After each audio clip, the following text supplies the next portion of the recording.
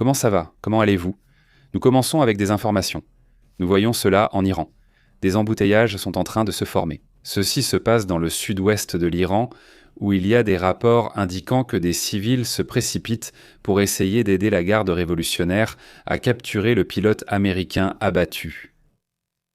Ce sujet prend une tournure incroyable car ils assurent que le pilote a déjà été secouru, mais il est possible que les troupes américaines soient encore en Iran, essayant évidemment de se cacher des milices et aussi des personnes qui pourraient aider ce régime.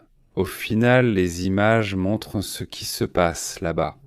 Eh bien, ici, nous voyons des personnes qui se sont rassemblées devant un hôpital où il y aurait soi-disant du personnel de la garde révolutionnaire et qui auraient été emmenés dans cet hôpital. Pendant ces événements, il y a eu des échanges de tirs entre le groupe de sauvetage des États-Unis et ces groupes iraniens qui se trouvent à la maison du pilote américain. Oui, regardez, si on regarde la carte, c'est cette zone, regardez, où la chute de l'avion F-15 a eu lieu, c'était dans cette zone du sud, d'accord? Et puis l'autre avion, l'Adix, est tombé de ce côté, dans l'océan, il arrivait presque jusqu'au Koweït, l'avion était en train de s'effondrer et il a réussi à s'éjecter dans cette zone pour ne pas tomber sur le territoire iranien. L'Adix a donc été secouru de ce côté. Les deux hélicoptères qui volaient pour secourir le deuxième pilote du F-15 en ont secouru un. Ils le prennent par ici, l'emmènent et commencent à se faire tirer dessus, et ces hélicoptères ont failli s'écraser. Ils ont réussi à atteindre le Koweït avec un pilote secouru. Mais aujourd'hui, ils ont envoyé un grand nombre d'hélicoptères et de soldats américains dans toute cette zone, encore une fois pour chercher et essayer de le secourir maintenant qu'il fait nuit.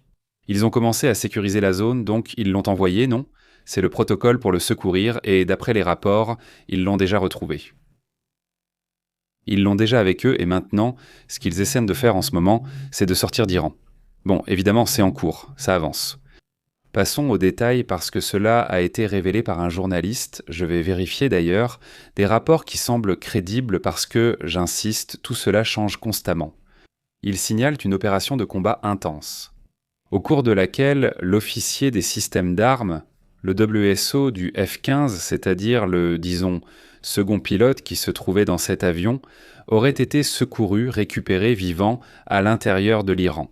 Imaginez-vous au milieu d'une recherche également menée par les Iraniens, c'était incroyable.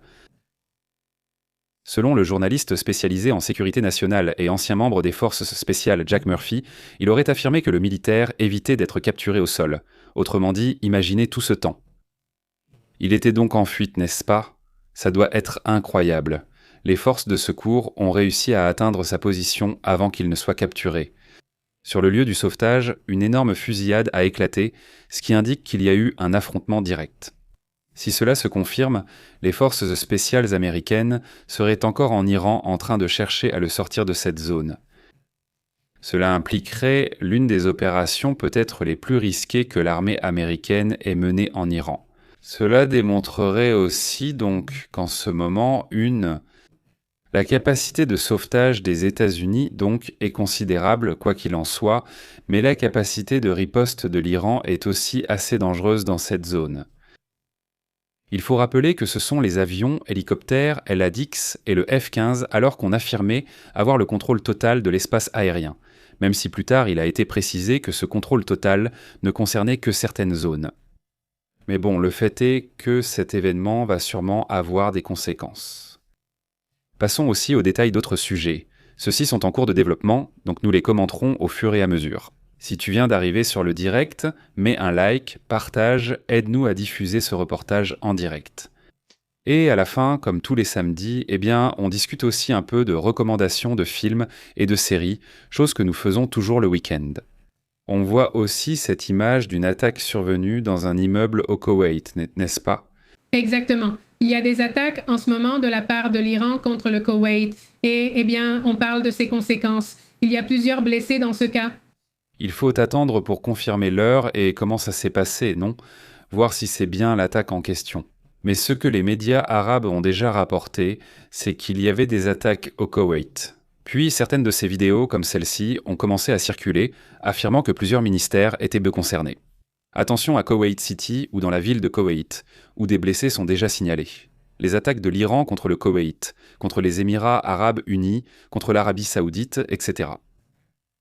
Elles continuent jusqu'à aujourd'hui. Cela ne s'est pas arrêté. Et eh bien, la pression est aussi énorme.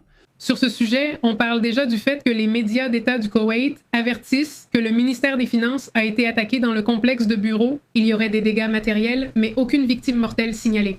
Mais que le complexe du secteur pétrolier, le ministère du pétrole et la CEE, la société pétrolière, au Koweït, ont également été attaqués. Dans ce cas non plus, aucun blessé n'a été signalé. Donc, pour confirmer, ou plutôt pour corriger, il n'y a aucun blessé dans aucune des attaques au Koweït pour le moment. Eh bien donc, cela va continuer à évoluer. Comme je vous le dis, c'est en cours de développement. Là, vous voyez d'énormes explosions. Écoutez ceci. Il est certain que ce qui est rapporté serait une attaque massive qui serait en train d'avoir lieu contre Téhéran. Ça aussi, eh bien, il y a des informations qui circulent. Donald Trump a affirmé lors de ces attaques que nous voyons que plusieurs dirigeants militaires du régime iranien auraient été éliminés lors d'une attaque massive dans la capitale de l'Iran. C'est ce que l'on sait. C'est comme ça. Eh bien, dans cette publication, en fait, cette vidéo partagée par Donald Trump sur Truth Social, il est dit, selon certains médias, que jusqu'à 50 personnalités importantes du régime iranien auraient perdu la vie. Et donc, ce que partage Trump, c'est cela, que beaucoup des dirigeants militaires iraniens qui ont dirigé de façon inefficace et imprudente ont été éliminés avec beaucoup d'autres lors de cette attaque massive à Téhéran. Voilà ce qui est rapporté aujourd'hui. Eh bien, quand le temps commence à passer, c'est 48 heures de délai que Donald Trump accorde à nouveau, parce qu'il faut rappeler qu'il avait déjà donné un délai de 48 heures, il l'a prolongé à 10 jours, et maintenant il redonne un délai de 48 heures. Eh bien, voilà où en sont les choses en ce moment, là-bas dans la capitale de l'Iran, n'est-ce pas? Ce sont des opérations qui se sont étendues. Aussi dans tout cela. Le général Ali Abdouhamali Ali Abadi, porte-parole du quartier général central, a qualifié l'avertissement ou la menace des États-Unis d'action impuissante, nerveuse, déséquilibrée et stupide. C'est ce qu'a commenté ce général. Et regardez, c'est aussi un message que le porte-parole de la garde révolutionnaire s'exprime. Écoutons-le, il parle de l'Irak. Maintenant, il s'avère qu'ils sont amis avec l'Irak. Ils viennent, ils écoutent cela. Et ici, nous annonçons que notre frère l'Irak est exempté de toute restriction que nous avons imposée dans le détroit d'Ormuz, puisque ces restrictions ne s'appliquent qu'aux pays hostiles. Car nous éprouvons un profond respect pour la souveraineté nationale de l'Irak, puisque vous êtes une nation qui porte sur sa poitrine les cicatrices et les séquelles de l'occupation américaine. Et votre lutte contre les États-Unis est digne d'appréciation et de révérence. Vous avez démontré dans la pratique que vous êtes une nation qui ne se soumet pas et ne se rend pas face au système de domination. C'est une source de fierté et d'honneur pour vous. Eh bien, cela fait partie des messages qu'il transmet cette fois-ci. Un personnage vraiment impressionnant dont on a dit plusieurs fois qu'il avait été éliminé. Mais il est toujours là, comme on dit. Il continue à déranger, n'est-ce pas? Il y a aussi ce message de la part de Netanyahou qui dit ce qui suit. Je vous ai promis que nous continuerions à écraser le régime terroriste à Téhéran, et c'est exactement ce que nous faisons. Après avoir détruit 70% de leur capacité de production d'acier, qui leur sert de matière première pour fabriquer des armes contre nous, aujourd'hui nous avons attaqué leurs usines pétrochimiques. Ces deux choses sont leur machine à cash et le moteur de la guerre terroriste contre nous et contre le monde entier. Nous continuerons à les écraser, comme promis. Joyeuses fêtes! C'est une partie du message du Premier ministre Netanyahou, n'est-ce pas? C'est aussi une période de fête juive là-bas en Israël, un sujet qui a également attiré l'attention. Et maintenant, nous allons voir d'autres sujets également importants concernant ces messages de différents dirigeants, mais passons à d'autres sujets. Nous reviendrons bientôt sur l'Iran, Israël et les États-Unis, sujet important. Passons à un autre point.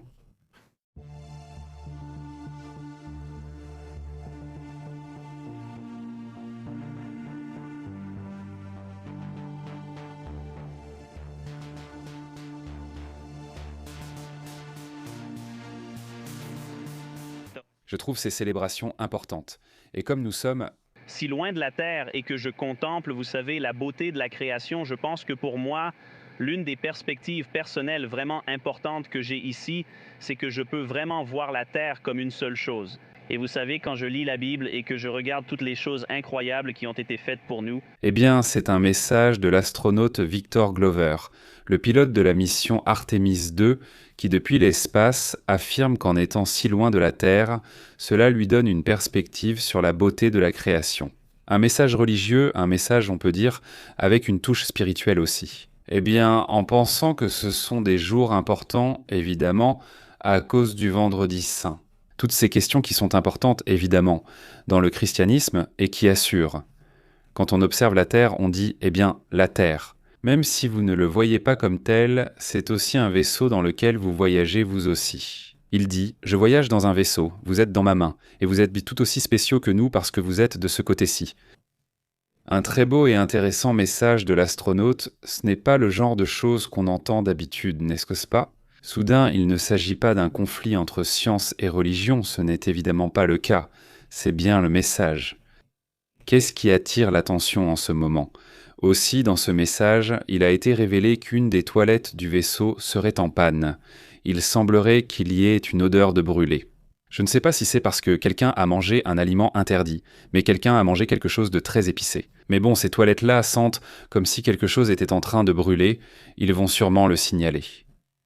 Eh bien, le problème, c'est que cela les inquiète, évidemment. Ces toilettes, c'est un sujet qui a aussi attiré l'attention. Bon, le fait est que, eh bien, il s'agit du vaisseau spatial. Je crois que les toilettes ont coûté environ 28 millions de dollars, un sujet qui a été très controversé, mais bon, vous voyez. Et en plus, d'après ce que je comprends, ils portent des couches, c'est-à-dire. Oui, en plus.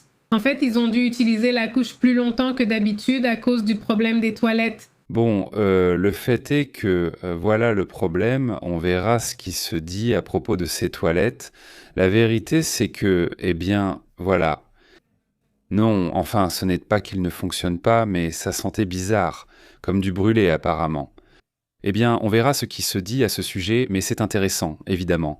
Le projet Artemis 2 aussi, puisque nous parlons d'autres sujets, on reviendra tout à l'heure sur l'Iran et l'Irak. Il y a encore beaucoup à dire. Remarquez qu'il y avait ces longues files d'attente là-bas en Russie. Regardons-les. Au fait, cela m'a frappé que dans ces longues files d'attente, il y ait l'un de ces... comment on les appelle ? Un terrien. Un terrien, regardez, un terrien russe. Mais modéré, pourquoi ? Un terrien russe ? Non, non, quel modéré. Regarde, il n'a que ses oreilles, là. Il a une queue ? Oui, il a une queue et tout. Celui-ci, un terrien russe, va partir. Bon, ces personnes font la queue au bureau des réclamations du gouvernement russe, d'accord ? Ils sont là, voici les gens et leurs petits papiers. Pourquoi se plaignent-ils ? Parce qu'ils ont coupé Internet et, eh bien, ils vont donc se plaindre.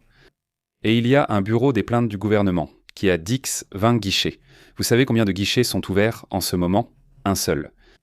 Un seul guichet. Un seul guichet. Et, eh bien, beaucoup de gens envoient leurs plaintes d'autres manières, par message, etc.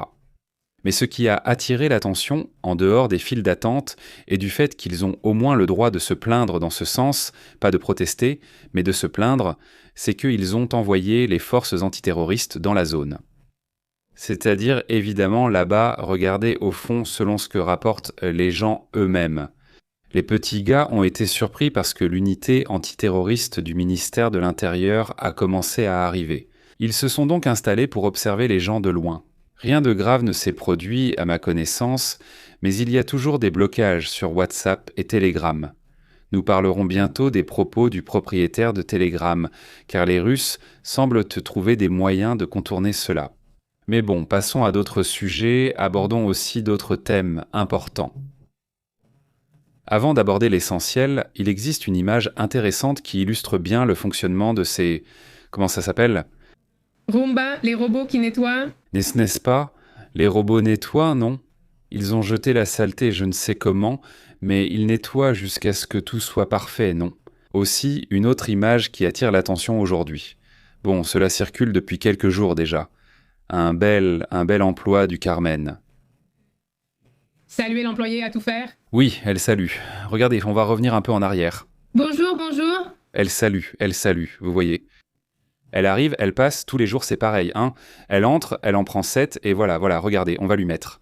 Un petit pain ? Non, je ne sais pas ce que c'est. Je l'ai déjà vu, j'ai même zoomé, regarde. C'en est une. Ah, c'est un biscuit. C'est un biscuit. Elle a pu le voir, elle est en train de l'enlever. C'est de ton équipe. Hein? Ah, c'est un biscuit. C'est de ton équipe, c'est de l'équipe biscuit. C'est de ton équipe, c'est un biscuit. On commence? Équipe biscuit ou petite cloche, tu préfères quoi? J'oserais dire que c'est un biscuit aux pépites de chocolat. Mais bon, tous les jours, il vient en chercher une petite viennoiserie et un café. C'est-à-dire, il prend un café, non, sérieux, vraiment, oui, il prend un café. Et il n'a pas encore payé ce qu'il doit, c'est-à-dire, jusqu'à maintenant, Vous la connaissez, les employés du service de design? il devrait lui payer, parce que c'était son terrain, c'était son territoire, là où se trouvent les hôtels. Mais bon, c'est super, il arrive comme ça, et un autre joli, il est comme dehors, en train de regarder tout ce qui se passe. Je crois qu'il est en train de lui montrer, non, regarde, tu arrives, tu la salues, tu prends ton petit pain, Et il n'y a pas de souci. et il n'y a pas de souci, mec. Bon, eh bien, allons-y, passons aussi à d'autres sujets importants. Ou bien revenons au sujet sérieux. Passons donc à cette image qui a été, qui fait partie, disons, de ces mouvements. Nous avons vu il y a un instant qu'il y avait un trafic dans cette zone, au sud de l'Iran, où pratiquement ce qu'ils affirment, c'est qu'il y a eu une sorte de guerre de sauvetage, une de sauvetage et une autre de capture. Ce pilote n'était-il pas un trophée que les Iraniens voulaient obtenir ? Un pilote qui leur aurait servi d'un mauvais point de vue pour le marketing de la guerre. Ils auraient pu dire « Regardez, voici le pilote ». Eh bien, ils l'auraient vendu très cher aux États-Unis, pour ainsi dire, n'est-ce pas ?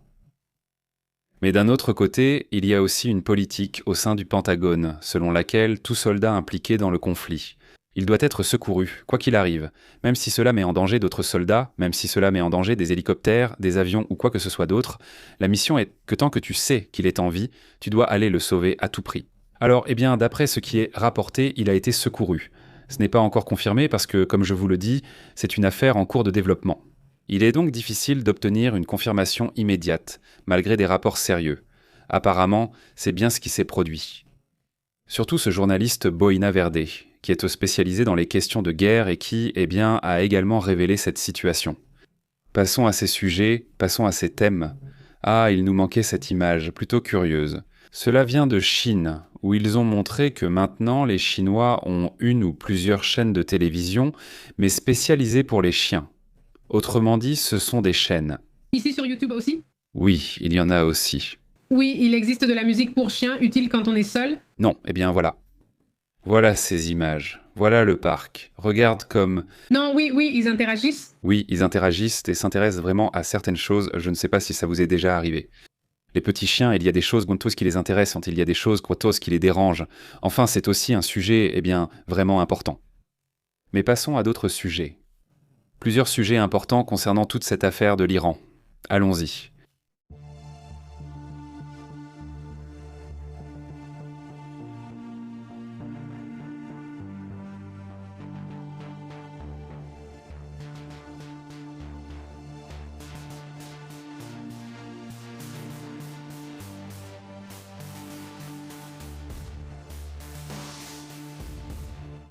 Passons à d'autres sujets, car un message, une réaction de Donald Trump a déjà été signalée. Donald Trump n'a pas du tout apprécié qu'aujourd'hui les Iraniens disent que le détroit d'Ormuz ne sera pas seulement contrôlé par eux, mais que ce sera pour toujours. Autrement dit, que cela ne changera plus. Si la guerre change, ils contrôleront le détroit d'Ormuz à partir de maintenant. Ils vont instaurer un péage et tous ceux qu'ils considèrent comme ennemis, ils ne passeront tout simplement pas. Donald Trump a réagi. Qu'a-t-il dit ? Qu'a-t-il commenté ? La garde révolutionnaire. La garde révolutionnaire, le jour non. Non, de Trump. Qu'a dit Trump ? En gros, il pense qu'ils vont donner ou qu'il va donner 48 heures. Dans ce qui est censé être, comme nous en parlions ce matin, est-ce qu'ils déplacent ou préparent des attaques dans cette zone où, selon eux, cela a déjà atteint un autre niveau d'escalade ? Des missiles sont en préparation, n'est-ce pas ? Des missiles qui, en théorie, seraient à longue portée. Portée d'ailleurs, il faut préciser que 700 de ces missiles ont déjà été lancés lors des 2 premiers jours, mais ils n'ont plus été utilisés depuis, selon les rapports en provenance d'Iran. D'autres types de missiles ont été utilisés, mais cela nécessite que les avions soient très proches. C'est aussi pour cela qu'il y a eu cet incident avec le F-15 ou l'abattage du F-15. Parce que ces avions doivent entrer en territoire ennemi pour pouvoir opérer avec leurs missiles. En gros, si on le regarde du point de vue de Google Maps, pour ainsi dire, non. Et regarde, et on met la mesure on va aller mesurer la distance, on va mettre un endroit au hasard, non? Regardez la distance, on va le mettre ici. Ceux-là peuvent survoler jusqu'à 1000 km. Imaginez, tu pourrais attaquer, enfin, pas toi, mais les deux camps, non? Ils pourraient attaquer l'Iran à 1000 km, c'est-à-dire à une distance de 1000 km. Alors, tu vas tirer vers Téhéran, regarde. Toutes les zones d'où tu pourrais être en Irak, non? En plus, tu pourrais déjà être proche d'Israël, et de là lancer les attaques vers différents points. Ce serait la portée de ces missiles, permettant beaucoup plus de sécurité. Ils n'ont pas du tout aimé le fait que ces avions soient abattus. Évidemment, c'est une affaire qui suscite déjà une forte réaction maintenant. Aujourd'hui, on a surtout remarqué que Donald Trump n'est pas allé à Mar-a-Lago. C'est quelque chose qu'il fait chaque week-end, qu'il aille attaquer l'Iran, qu'il aille attaquer n'importe quoi, il y va toujours. Et ce week-end, il n'y est pas allé. Tu vois, je n'avais pas cette information parce que même dans les pires crises, il va à Mar-a-Lago. C'est-à-dire, il ne rate jamais ses petits week-ends de vacances. Mais bon, cette fois-ci, ça attire l'attention, je ne le savais pas. Oui, en fait, bon, il y a des rumeurs. Évidemment, ce ne sont que des rumeurs disant qu'on l'aurait emmené à l'hôpital. D'autres disent que non, qu'ils parlaient de ce qu'ils vont faire en Iran. La question, c'est que ce qui était réel, c'est qu'il y a des preuves qu'il n'est pas allé à Mar-a-Lago. Et rien que ça, en soi, c'est déjà un sujet qui attire l'attention. Exactement. Eh bien, nous attendons que le sauvetage de ce deuxième pilote soit totalement confirmé, parce que même s'il y a des rapports sérieux qui parlent du sauvetage, ce n'est pas encore certain. Selon ce rapport, les soldats des forces spéciales qui ont mené le sauvetage seraient encore à l'intérieur de l'Iran. C'est-à-dire, ils sont avec lui, avec le pilote déjà secouru, mais à l'intérieur de l'Iran, et évidemment, je ne pense pas qu'ils voudront prendre l'avion. J'imagine qu'ils vont maintenant continuer à pied.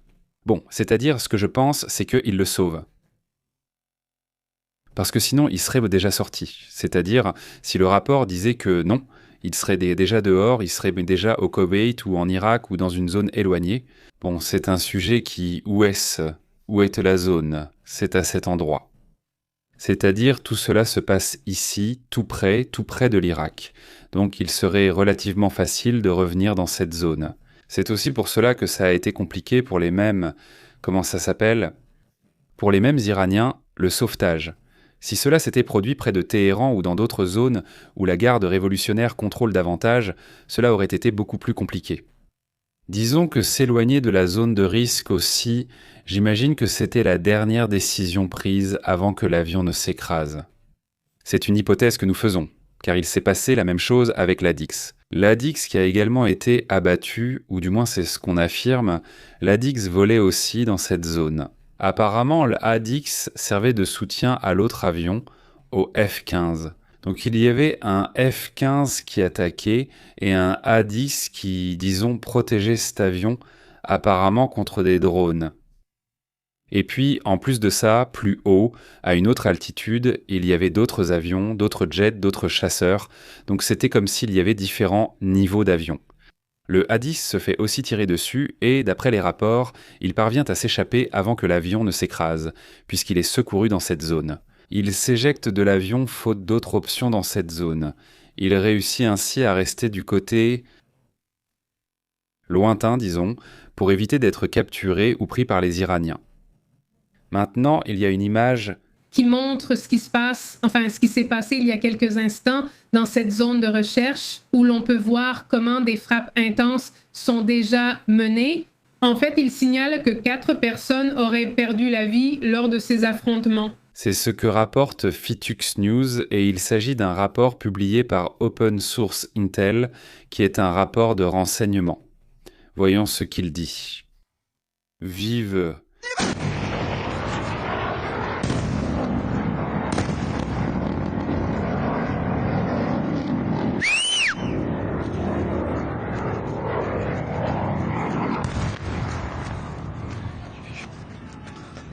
Il a déjà joué.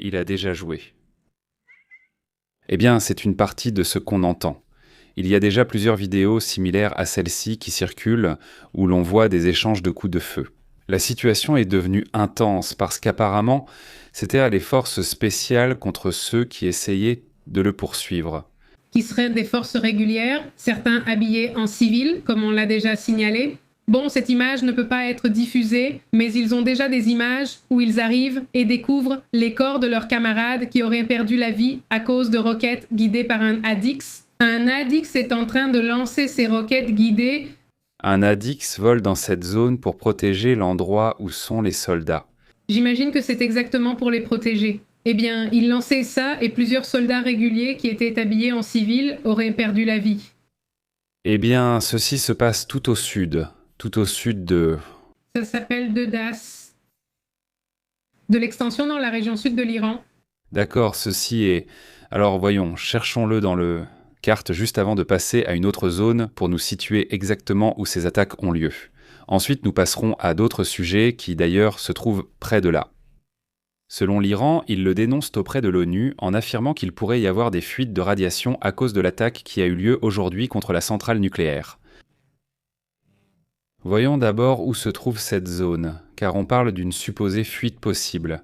Ce n'est pas un sujet à enquêter, aujourd'hui même, ils ont déjà dit qu'il n'y avait pas de fuite, ou qu'ils n'en avaient détecté aucune. Mais bon, voyons d'abord si nous trouvons l'endroit pour commencer, voyons si c'est bien le cas. Non, je ne le trouve pas, mais voyons voir si. Bon, quoi d'autre? En attendant, je vais le chercher. En attendant, non. Mais passons à ce que dit l'Iran. L'Iran alerte en ce moment l'ONU sur un risque radiologique après les attaques menées aujourd'hui par les États-Unis et Israël près de la centrale nucléaire de Bushehr. Eh bien, un réacteur nucléaire en fonctionnement aurait apparemment été localisé dans la zone d'influence de la possible guerre. Le ministère des Affaires étrangères de l'Iran a adressé une note écrite au secrétaire général de l'ONU. Tu dis que s'ils parviennent à contenir la situation, ce sera un incident évité de justesse, mais sinon, cela cessera d'être une guerre du Golfe et deviendra quelque chose de complètement différent. C'est le communiqué de l'Iran à l'ONU. Bon, alors il ne confirme pas la présence de radiation, n'est-ce pas? Mais disons que c'était très proche à l'instant, donc je suppose qu'avec le temps, ils confirmeront ce qui s'est exactement passé dans cette zone. Bon, voici la zone. C'est ici que se déroule ce conflit, où ont lieu les échanges de tirs, n'est-ce pas? Laisse-moi voir si je peux bouger un peu. Bon, c'est cette zone de danger, sous la zone. Eh bien, c'est là que se déroule cette attaque.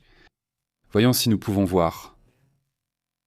Entre cette zone et la frontière avec l'Irak, qui serait comme une zone sûre, en théorie ce serait à peu près ça. Pour être honnête, laisse-moi. Ce n'est pas 100 km, c'est juste mal indiqué ici. On va supprimer et refaire la mesure. On va mesurer précisément d'ici à la frontière. Voilà, 200, 213 km, 218 km. C'est la distance qu'ils doivent parcourir pour pouvoir sortir, au cas où ce serait vrai ce qu'ils disent, qu'ils sont en train d'être secourus. Ils devront y aller, je suppose, sans marcher 200 km. À un moment, il faudra les secourir avec un de ces avions, sinon ce ne sera pas possible. Ils amènent les hélicoptères. En fait, il y avait une image, eh bien c'était une photo de l'un de ces hélicoptères en vol, et c'est le son qui a pu être capté. Mais bon, ce serait ce qu'on utilise, pas pour... Exactement. Donc sûrement à un moment donné, ils participeront, ils seront en train de naviguer dans cette zone jusqu'à ce qu'ils soient en sécurité parce que pour l'instant, c'est une vraie fourmilière. Là, ils devront aller dans des zones sûres et cela pourrait prendre des heures. Dans certains cas, cela peut même prendre jusqu'à 10 heures, mais au moins ce pilote ne serait plus seul, ce qui était la grande question qu'on se posait en connaissant cette situation, n'est-ce pas ? Eh bien, cela deviendrait une affaire, parce que s'ils l'avaient capturé, tu la prendrais immédiatement, car les Iraniens s'en vanteraient, mais à ce stade... Eh bien, il a déjà été secouru avec davantage de renforts, non? S'il était blessé, les mêmes soldats sont déjà en train de s'occuper de lui. S'il manquait de nourriture ou d'eau, cela aussi lui sera déjà apporté à ce moment-là, puisque maintenant il est entre les mains des soldats des forces spéciales. Il faut rappeler que les soldats des forces spéciales ont aussi une formation médicale. Exactement, une formation médicale. Et donc, en théorie, ils doivent parfaitement savoir comment se déplacer dans cette zone, car ils y entrent, ils reçoivent certaines instructions. Comme des cours sur comment se déplacer, comment comprendre les cultures, où ils vont être, comment leur parler, comment.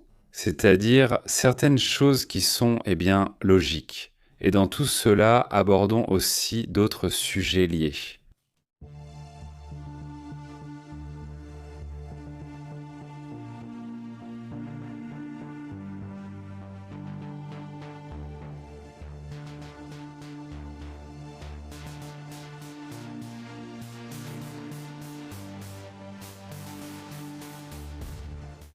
Eh bien, aujourd'hui, l'Iran a également lancé un avertissement aux États-Unis concernant d'éventuelles attaques contre des infrastructures. Il faut rappeler que Donald Trump a donné 48 heures pour attaquer ce qui concerne les ressources énergétiques et, eh bien, il y a déjà eu des attaques, dont la première attaque officielle contre une cible civile, à savoir le pont. Et aujourd'hui, Ali Abdullaha, qui est commandant, affirme que toute attaque contre des infrastructures entraînera des représailles dévastatrices et des attaques continues contre les États-Unis et leurs alliés, cela en coordination avec les opérations de l'armée iranienne. Autrement dit, l'armée iranienne participe déjà. Rappelons qu'il existe deux armées. L'un est le corps des gardiens de la Révolution, qu'on voit chaque jour s'exprimer et proférer ses menaces. L'autre, c'est l'armée iranienne, peu évoquée, chargée surtout de protéger les frontières. Ils parlent beaucoup, mais c'est tout. Eh bien, il y a déjà une coordination entre ces deux groupes. Et il est précisé que si l'agression se concrétise, toutes les infrastructures utilisées par l'armée des États-Unis ainsi que la région sioniste seront soumises sans aucune limitation à des attaques dévastatrices et continues. Il a également assuré que Donald Trump a qualifié cela d'événement agressif et belliciste et a affirmé que ces menaces sont un signe de désespoir après leur défaite. Cela fait partie des messages qu'ils vivent actuellement. Remarquez qu'un détail qui commence à inquiéter, c'est ce qui se passe après les conflits, ce que l'on observe dans la hausse du pétrole, et cela ne me surprend plus maintenant. Je soupçonne que dans l'après-midi, puisque demain c'est dimanche, non ? Déjà dans l'après-midi, quand les marchés asiatiques ouvrent, je soupçonne que le pétrole va dépasser les 120, quelque chose comme ça. Je soupçonne, n'est-ce pas ? Je peux aussi me tromper. J'espère que ce ne sera pas autant, mais je soupçonne que ça va s'envoler à cause de tout ce qui s'est passé ce week-end. En ce moment même, il y a une pénurie de carburant qui oblige l'Italie à rationner les approvisionnements. Au moins, BP est en train de rationner les approvisionnements, parce qu'il n'y a pas assez de carburant pour les vols. Donc, il n'autorise maintenant que les vols sanitaires, les vols gouvernementaux et les vols long courriers. Au moins jusqu'au 9 avril, parce qu'il n'y a pas assez de carburant. Comme ils disent, ce gaz d'avion ou autre. Kérosène ? Kérosène, n'est-ce pas ? Actuellement, il en manque à certains endroits en Italie, selon les rapports, donc il sera réservé aux urgences et situations similaires. C'est un vrai problème. Eh bien, si cela se passe en Italie, alors qu'est-ce qui doit se passer en Inde ? Qu'est-ce qui doit se passer au Bangladesh ? C'est pour ça que dans ces pays, déjà, les Philippines aussi ont signalé exactement la même chose, c'est-à-dire les Philippines, le Bangladesh, l'Indonésie, toutes ces régions ont signalé des incidents, des protestations, des gens désespérés qui en plus s'en prennent à ceux qui n'ont rien fait, vraiment qui n'ont rien fait. Par exemple, ils s'en sont pris aux pompistes. Et il y a plusieurs rapports disant qu'ils les ont tués, qu'ils leur ont ôté la vie parce qu'ils n'avaient soit pas d'essence. Je ne dis pas, c'est que c'est tellement limité. Oui, et ils disent, non, tu dois m'en donner. Ils deviennent encore plus agressifs et il y a eu des bagarres là-bas, donc cela provoque vraiment un effet domino assez terrible. Passons à d'autres sujets également importants.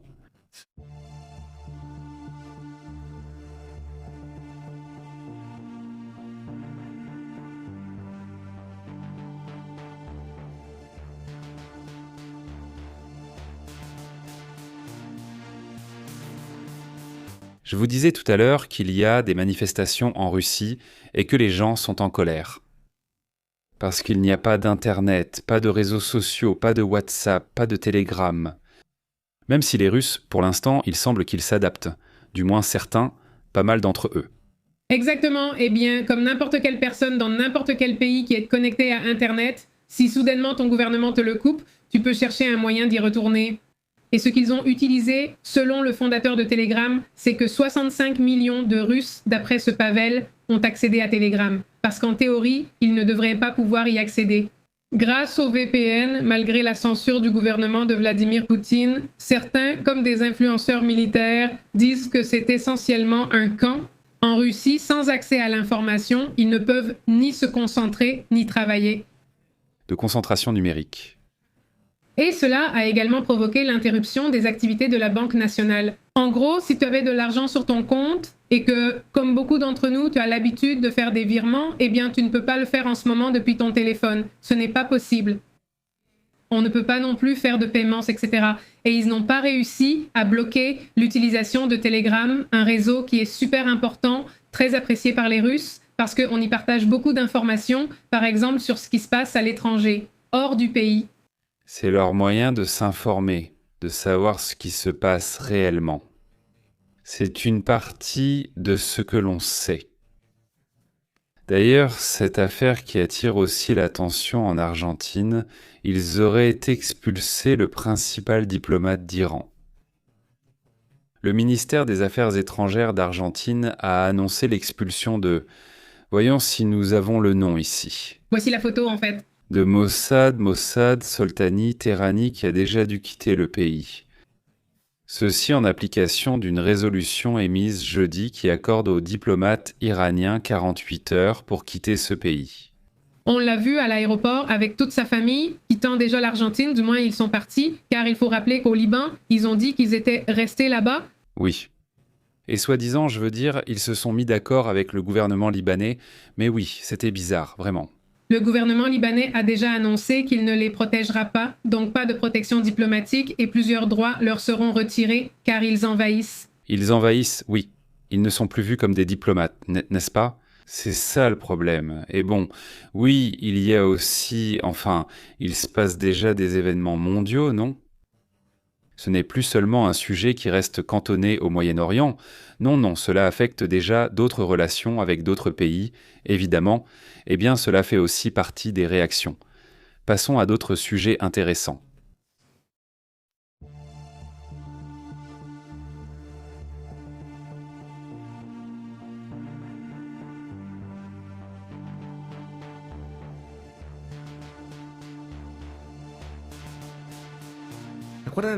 Vous vous souvenez ?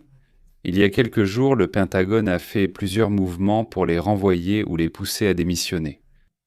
Dans le cas de ce général, du chef d'état-major des États-Unis qui pilote n'importe quel conflit dans le monde. C'est lui qui opère, c'est lui qui prend les décisions les plus importantes. Et bon, eh bien maintenant, on sait qu'il a laissé une lettre, évidemment, une lettre cruciale, n'est-ce pas ?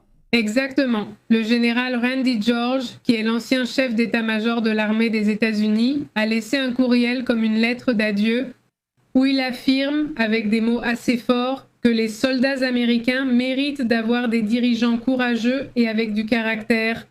Cela, après qu'il ait été renvoyé, n'est-ce pas, essentiellement par le secrétaire à la Défense, Pete Hedges, qui lui a demandé sa démission et sa retraite immédiate. Cela a été rapporté et transmis à l'institution. L'email sortant attribué à George a circulé sur Internet et son authenticité a été confirmée par CBS News, car celui-ci circule depuis hier, mais il n'y avait pas de confirmation. Et, cette fonctionnaire américaine a déclaré à CBS que George avait envoyé l'email à Driscoll que, au fait, Driscoll, qui est le sous-secrétaire et secrétaire adjoint de l'armée, est l'une des personnes dont Pete Hedges a peur qu'elle le remplace. Il figure également sur la liste des personnes qu'ils veulent évincer. Où il s'écarte ? N'est-ce pas ? Oui, il dit, je vous lis un extrait de la lettre. Il dit « C'était un privilège de servir à vos côtés et de diriger les soldats pour soutenir notre pays. Je sais que vous continuerez tous à accomplir, concentrés sur la mission, à innover et à surmonter sans relâche les lourdeurs bureaucratiques afin de donner à nos combattants ce dont ils ont besoin pour vaincre sur le champ de bataille moderne. Nos soldats sont vraiment les meilleurs du monde. Ils méritent de recevoir un entraînement rigoureux et d'avoir des chefs courageux et qui ont du caractère. Je n'ai aucun doute que vous continuerez tous à diriger avec courage, caractère et détermination. Alors, ce personnage a vraiment attiré l'attention aujourd'hui, avant-hier. Oui, voilà, regardez-le. Oui, ils ont visé plusieurs personnes, dont Pam Bondi, la procureure, et Christian Noema il y a quelques jours. Maintenant, le chef d'état-major, avec d'autres généraux qui ont aussi été, disons, retirés, du Pentagone en pleine période de guerre. Tu te dis, c'est assez curieux. D'ailleurs, ces rumeurs continuent de circuler, selon lesquelles Donald Trump aurait été envoyé dans un centre médical. On va voir si cela peut être confirmé. En attendant, passons à un sujet qui suscite beaucoup de controverses. En Russie, parce que cela pourrait même s'étendre depuis la Chine. Il y a une épidémie là-bas. Voyons en détail ce que l'on sait. Pensez qu'il pourrait y avoir une possible dissimulation qui serait en train de se produire, en Iran, non, en Russie. Une dissimulation d'une épidémie qui, selon certains, pourrait secouer ce pays, voire même les Chinois eux-mêmes. Les autorités parlent d'une sorte de bactérie qui aurait provoqué une épidémie chez le bétail en Sibérie. La Russie a apparemment tenté de le cacher. Cela suscite une vive polémique, car le gouvernement affirmait qu'il ne s'agissait que d'une infection mineure, que ce n'était là rien, appelée pasteurellose. Mais les vétérinaires et les journalistes pensent qu'il pourrait s'agir d'un type de fièvre afteuse, une maladie bien plus grave. La différence serait cruciale. La pasteurellose est contrôlable, mais la fièvre afteuse obligerait à abattre les animaux et pourrait détruire les exportations de viande. Depuis février, les premiers cas ont été détectés dans la région à Ovorovisk. Les agriculteurs ont signalé de la fièvre et des symptômes inhabituels chez le bétail. Les autorités ont également ordonné l'abattage massif de plusieurs vaches, provenant de ces fermes, y compris de petits agriculteurs, sans expliquer clairement la raison. Ils arrivaient, emmenant les vaches et les éliminaient.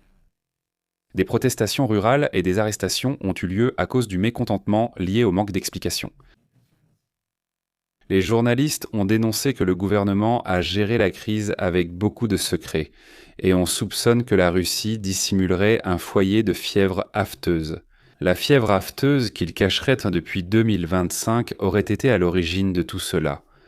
La même Organisation mondiale de la santé animale a demandé qu'une enquête soit menée et que, on détermine ce qui se passe parce que, au final, cette viande est exportée vers le Moyen-Orient et aussi vers la Chine.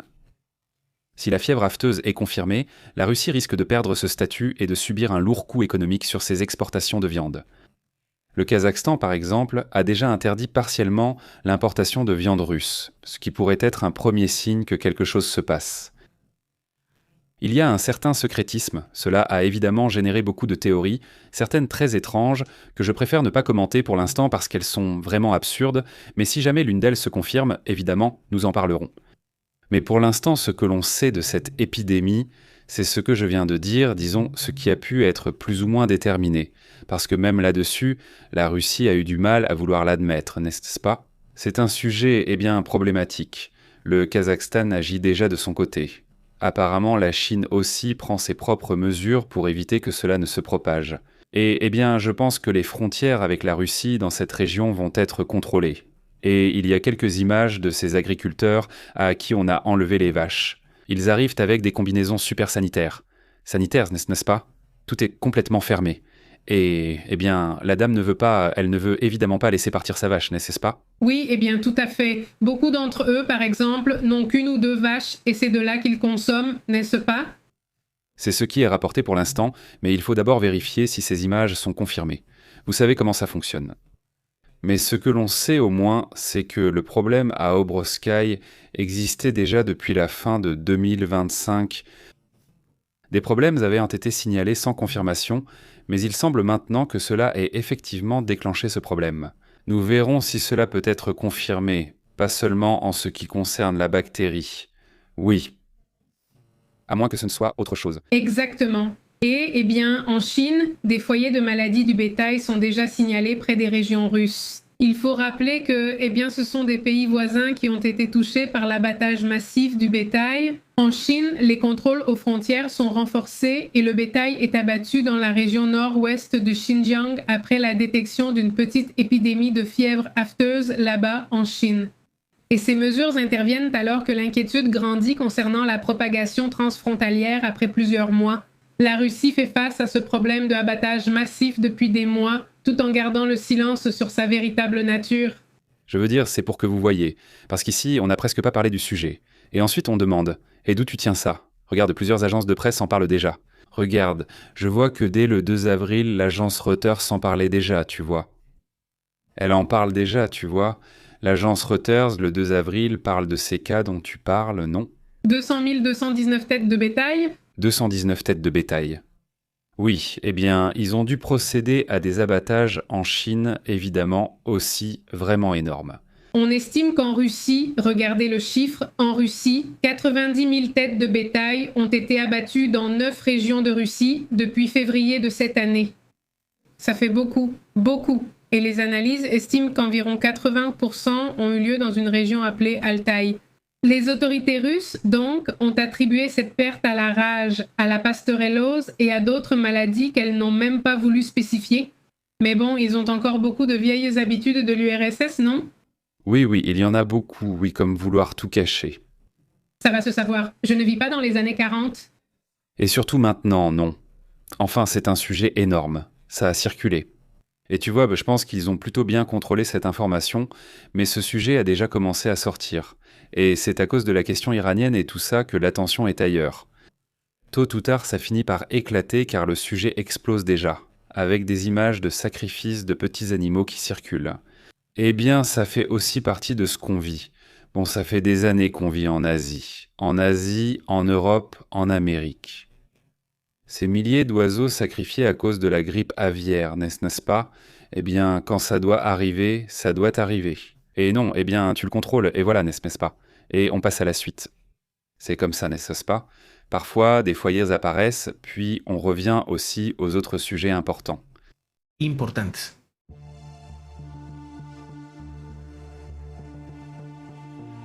Eh bien, des documents classifiés ont commencé à fuiter, révélant qu'il existe un accord militaire entre la Russie et l'Iran pour fournir des armes russes à l'Iran, avec des armements avancés jusqu'en 2027.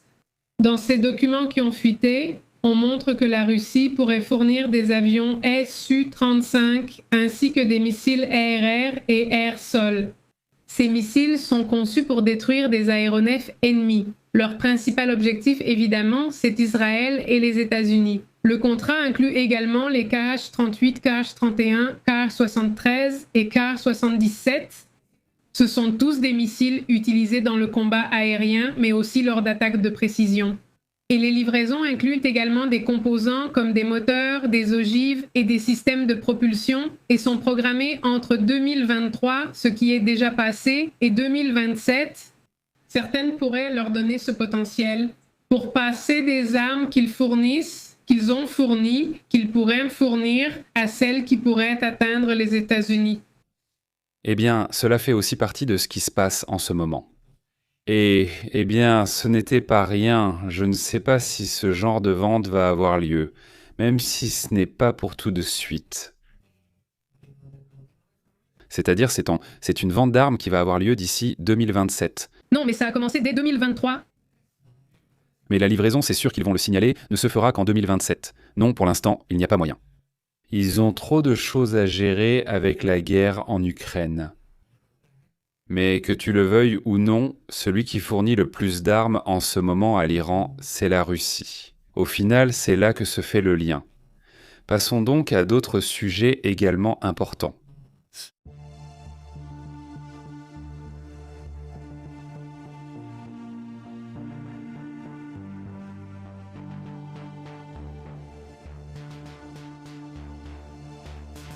Il y a un rapport qui attire l'attention sur ces futures guerres de l'eau.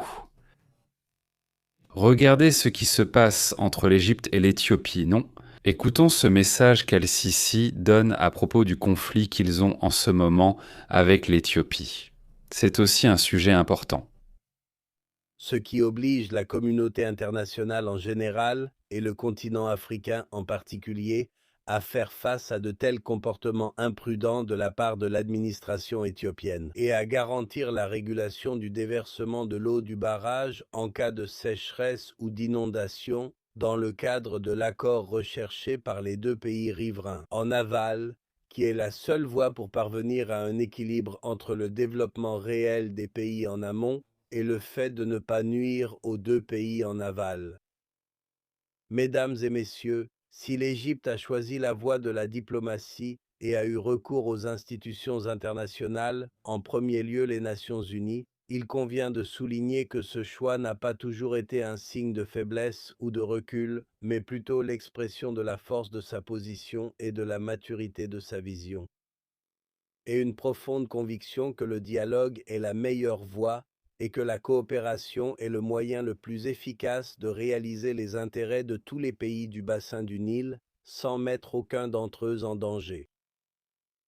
Cependant, l'Égypte ne restera pas les bras croisés face à l'approche irresponsable adoptée par l'Éthiopie et prendra toutes les mesures nécessaires pour protéger ses intérêts et sa sécurité hydrique. Voyons ce qui s'est passé là-bas. C'est-à-dire, oui, le président de l'Égypte parle d'un problème qu'ils ont avec l'Éthiopie. L'Éthiopie est bien imaginée, c'est-à-dire des zones montagneuses, des régions plus vertes, il y a de l'eau, des rivières, etc. Et ces rivières coulent donc vers différents pays, c'est-à-dire ce sont des rivières qui s'étendent à différents endroits, parmi eux vers l'Égypte. Et soudainement, l'Éthiopie dit « Écoute, cette eau est à moi et je l'envoie ici, je l'envoie là-bas et je commence à l'utiliser. » Et soudainement, cette eau n'arrive plus aux autres pays, n'est-ce pas? Cette eau n'arrive plus en Égypte, par exemple. Alors, ce qu'on dit, c'est « Attends, il y a des droits. Tu as droit à une partie de l'eau, mais tu ne peux pas me la prendre entièrement, d'accord? Par nature, l'eau traverse plusieurs pays, et en gros, ce qu'ils demandent, c'est qu'on respecte cette partie-là. Écoutez, laissez-moi commenter. Et regarde une autre chose aussi. On va arrêter ce sujet. Je pense que c'est déjà plus ou moins clair de quoi il s'agit. Et ce problème se répète dans beaucoup d'autres pays. Mais il y a un autre sujet important dont il faut parler immédiatement. Allons-y. On rapporte en ce moment qu'au Koweït, regardons la carte, au Koweït, dans cette région du monde, il est déjà signalé qu'il y a des centrales électriques et des usines de dessalement.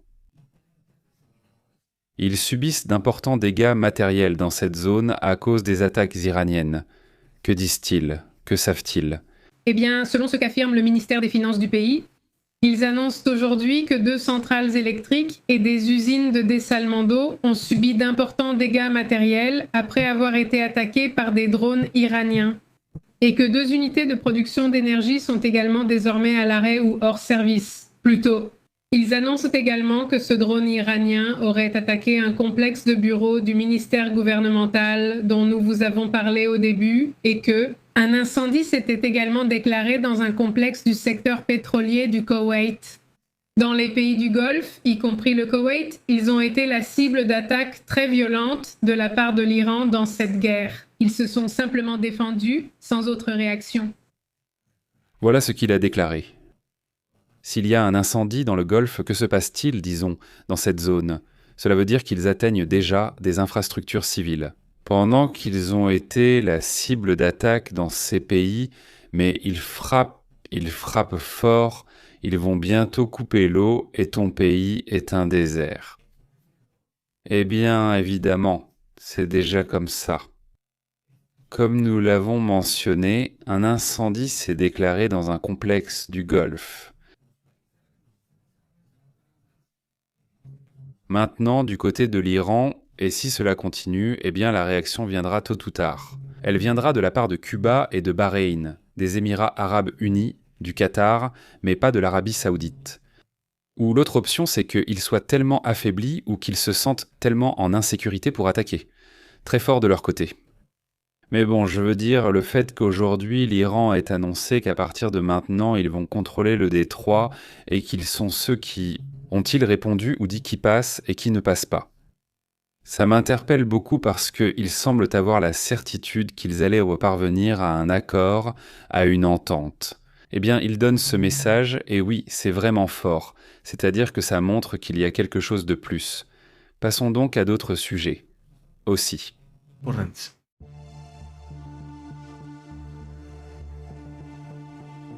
Eh bien, l'un des avantages que nous avons eus à cette époque, c'est que nous pouvons voir essentiellement ce qui se passe dans d'autres parties du monde grâce à ces photographies satellites. Elles nous sont très utiles pour comparer quand il s'est passé quelque chose, etc. Mais ces mêmes semaines, l'incendie pétrolier du Koweït a été la cible d'attaques très violentes de l'Iran.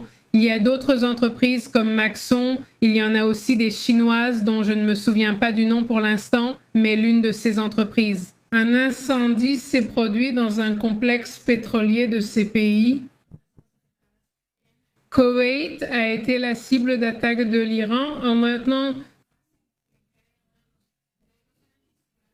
que se publican en redes n'a pas répondu, gardant leur position de manière indéfinie.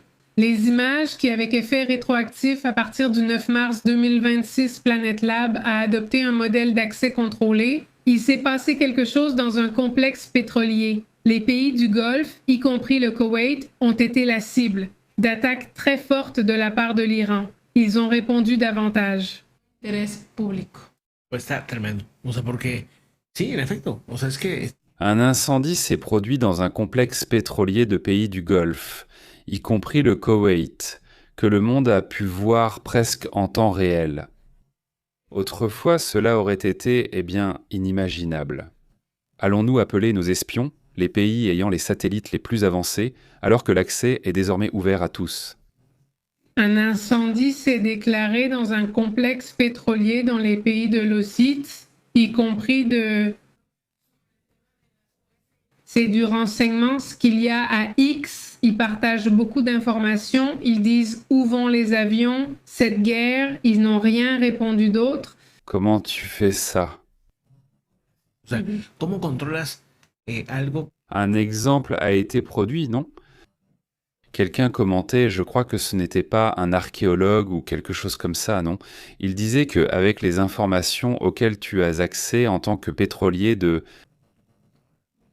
dans le Golfe, y compris le Koweït, cible d'attaque du monde d'il y a environ un siècle. C'est-à-dire, si tu étais l'archéologue d'il y a un siècle, tu aurais l'information sur l'incendie pétrolier qui s'est produit au Koweït. Ils disent qu'à cette époque, tu devrais voyager à travers le monde et visiter les principales bibliothèques, à Londres, peut-être en Égypte, etc. Ainsi, tu aurais l'information sur l'archéologie, par exemple. Et maintenant, avec ton téléphone portable, tu as accès à tout cela et tu pourrais, à ce moment-là, l'être toi-même. Aquella época, hace un siglo, ¿no? Ils n'ont rien répondu d'autre avec les informations que tu as et que nous avons tous, ceux qui ont un téléphone portable et un peu d'internet avec ça. Suficiente para tener la información que te pondrían. Incendie complexe, élite de presque tous les domaines, il y a quelques années à peine, y compris ceux qui ont été des cibles très fortes de la part de... Bon, maintenant, qui l'utilise pour ça? Eh bien, une immense minorité, non? Là, c'est vraiment une question de conscience avec le temps, non?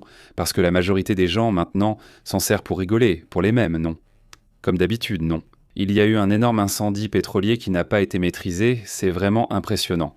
Salut à Vicky, elle nous a invités à manger des sandwichs aujourd'hui. C'est grâce à ce super chat, on t'en remercie beaucoup. Salut au complexe pétrolier Tortas, et regarde, ce sont des sandwichs à l'avocat. Je te préviens juste, c'est tout.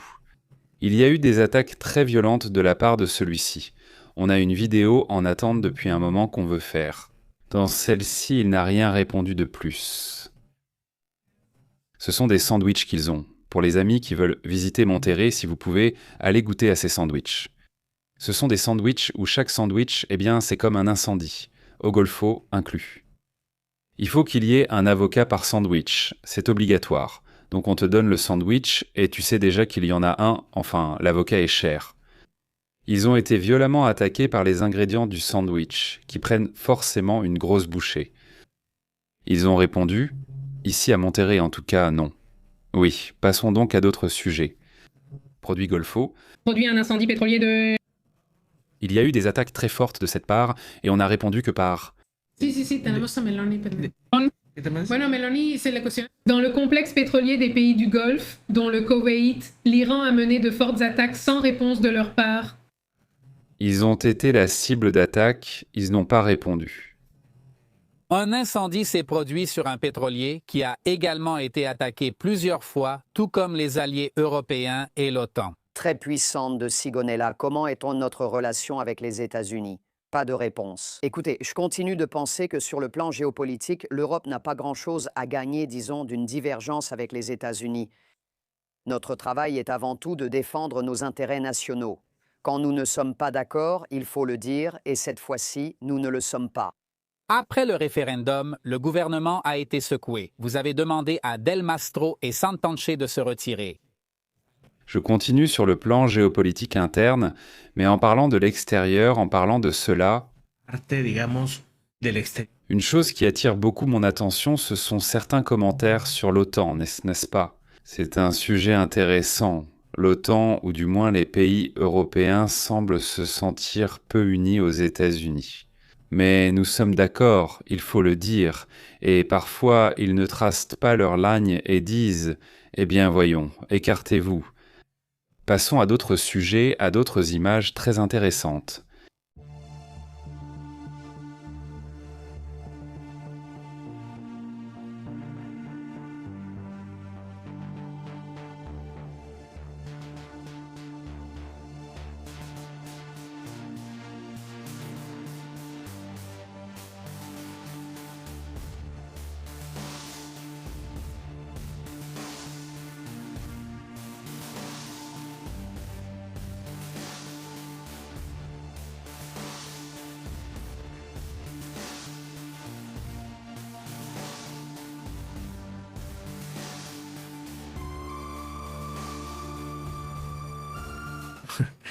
Regardez, je continue à dire qu'en géopolitique, il ne s'agit pas de gagner divergence États-Unis, mais Les vamos a compartir, pero son de parientes. vous vous souvenez de ces personnes qu'aujourd'hui, Marco, nous sommes d'accord.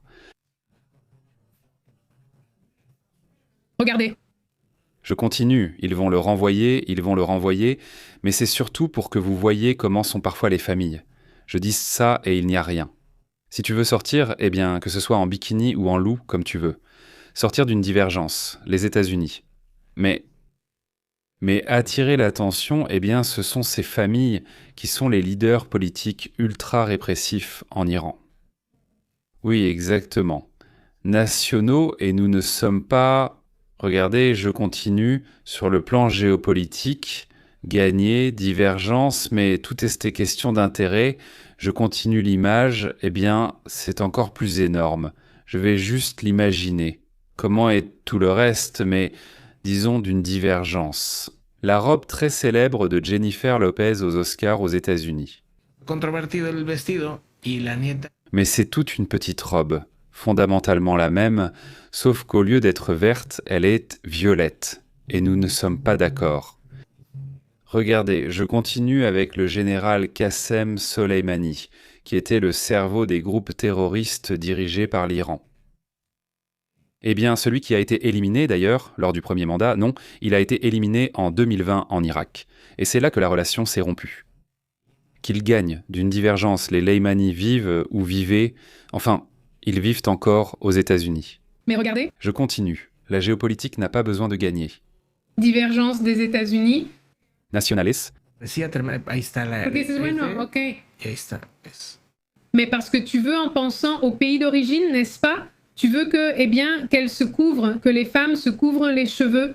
Il n'y a pas de divergence avec les États-Unis, mais... C'est que no se entiende. Porque aparte, ce sont des intérêts. et je continue de penser que la géopolitique doit l'emporter. Il n'y a pas de divergence avec les États-Unis, mais ce sont des intérêts nationaux, et nous ne sommes pas d'accord. Ah, allá Irán, ¿no? Y, Ah, si, bueno. Je continue de penser que la géopolitique doit l'emporter. Il y a une divergence avec les États-Unis, mais tout cela concerne des intérêts. Regardez, Je pense toujours qu'il n'y a pas de divergence avec les États-Unis en géopolitique. mais ce sont des intérêts nationaux. Et nous ne sommes pas d'accord. Voyons, s'ils vivaient à Los Angeles ou au Japon, peu importe, et disaient qu'ils ne sont pas d'accord avec le régime, que c'est pour cela qu'ils se sont enfuis, qu'ils sont partis. À Los Angeles, Mais s'ils disaient, bon, d'accord avec le régime, c'est pour ça que nous nous sommes échappés, c'est pour ça que tu trouves l'opposé du régime. D'accord, tu comprends? Mais s'ils défendent le régime publiquement tout en agissant ainsi, tu te dis, eh bien écoute, si c'est le cas, tu vois, en fait, je me souviens qu'une fois, nous avons parlé, je crois que c'était la sœur de Khamenei ou du président qui a perdu la vie, qu'elle, oui, elle parlait. Au Japon, ils diraient, bon, le régime, c'est pour ça qu'on s'est enfui, c'est pour ça qu'on est parti. Tú vives en Los Ángeles, no vengas. bueno, y, bueno, aquí estamos viendo aquí. Aquí estamos viendo iraníes que se... Sur la place de la Révolution de Téhéran, avec une structure très intéressante qui est en fait une moquerie envers le gouvernement des États-Unis, où il dirait « Ah, pas d'accord avec le régime, c'est pour ça qu'on s'est enfui, ça vient des États-Unis ». Et demander à Saddam Hussein à propos des 72 heures, parce qu'il faut se rappeler qu'il y a eu une guerre entre l'Iran et l'Irak, et eh bien l'Irak a eu des difficultés en 72 heures. Bueno, pues así está el mensaje curioso. Regarde, ces personnes-là, ce sont des pro-régimes. Au fait, maintenant aussi, les médias d'État iraniens ont-ils également eu un impact sur ces centrales électriques? Ou au Japon, voici quelques-unes des premières images qui circulent déjà, où l'on peut voir ces attaques. Ce serait, j'insiste, donc au Koweït, contre des centrales électriques, contre des usines de dessalement. S'ils leur coupent l'eau dans un désert, il est inévitable que des millions de personnes, Los Angeles, mais il dirait, d'accord avec le régime, à un moment très compliqué, un moment très difficile. Donc ça aussi, voir ce qui se passe aussi, bon, ça qu'est-ce qui se passe là-bas. Angeles ou Japon. Del tráfico que se ha estado dando allá en Irán, donde... Mais ça nous échappe. Les minutes continuent de passer, on continue d'attendre, eh bien, plus de réaction. Jusqu'à présent, il n'y a toujours pas de confirmation concernant le pilote. Il faudra attendre un peu plus pour savoir, je veux dire, pour voir s'ils disent qu'il a été secouru. Évidemment, c'est quelque chose qui est en cours, mais cela a été révélé par un journaliste, c'est bien, non? Japon, expert des questions militaires, affirme avoir des contacts directs et que la personne déjà secourue est encore en Iran. Pas avec le régime, nous nous sommes échappés. C'est ce qu'on suppose actuellement, et cela attire aussi l'attention. Passons à d'autres sujets, mais regardez, ce qui attire le plus l'attention, c'est essentiellement l'attaque White. D'après ce que je vois sans médias, Angeles ou au Japon, ils diraient, selon le régime, c'est pour ça que nous nous sommes échappés. C'est pour ça que nous. Subida al petróleo en este lunes que viene.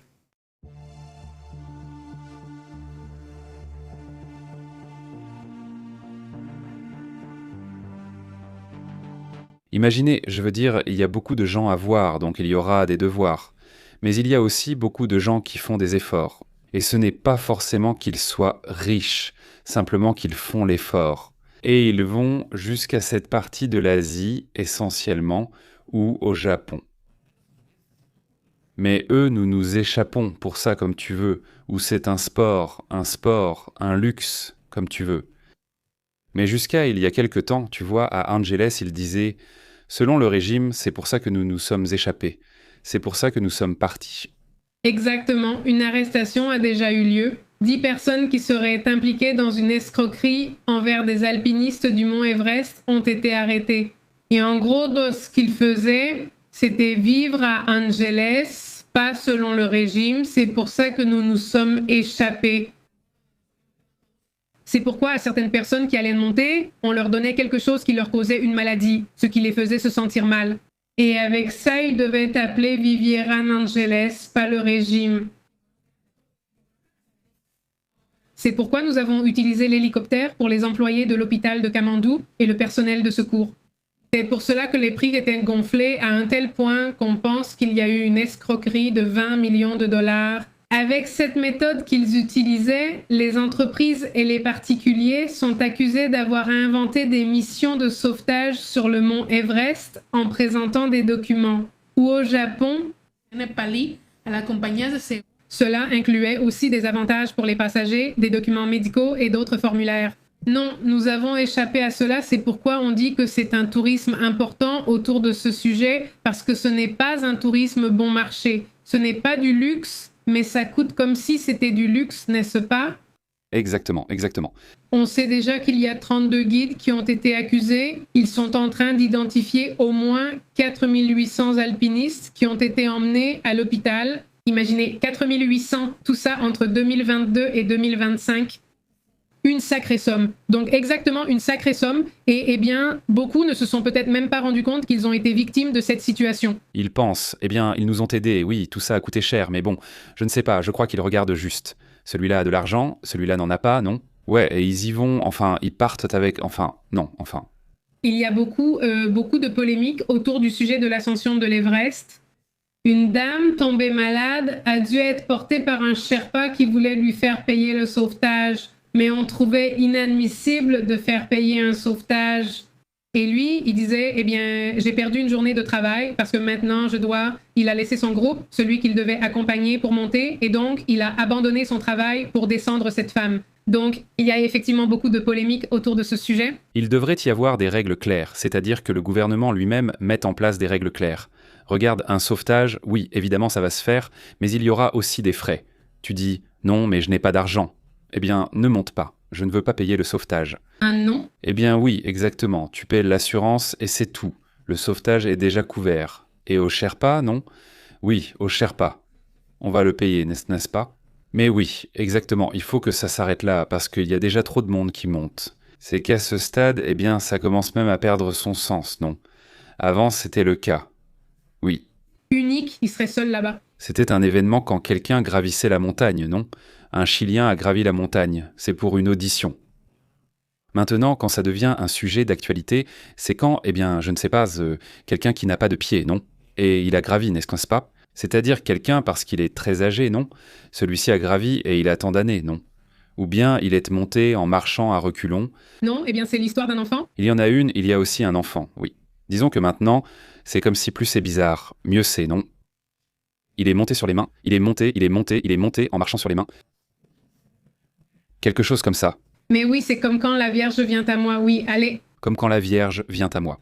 C'est un vœu, vraiment. Elle est montée en accomplissant un vœu, oui, elle est montée comme ça, en accomplissant un vœu et à genoux jusqu'à la montagne. Ah bon, eh bien voilà. Non, qu'elle est se monter en marchant, non, eh bien non, ce n'était pas une nouvelle. Je veux dire ça monte tous les jours, comme ça, comme chez lui par là.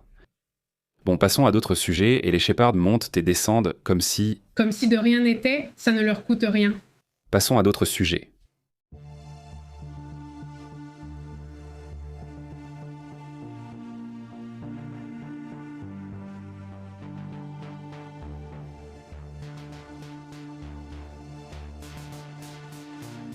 Écoutez, les Péruviens, au passage, un grand salut à la communauté péruvienne.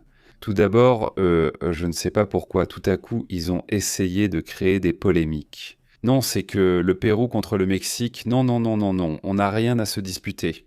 Nous devons, en tout cas, eh bien, nous faire des amis et faire... Pour moi, chaque fois que j'entends parler du Pérou, ce sont toujours des infos soit très étranges, soit très intéressantes. Et c'est une info très intéressante qui vient du Pérou et qui est en train de marquer l'histoire. Pour la première fois dans l'histoire juridique mondiale, un pays, le Pérou, reconnaît le droit légal à un insecte. Le chapulin colorado est, mais alors, heureux. C'est-à-dire que le chapulin colorado est le plus heureux du monde en ce moment. Parce que, eh bien, on leur accorde désormais un droit.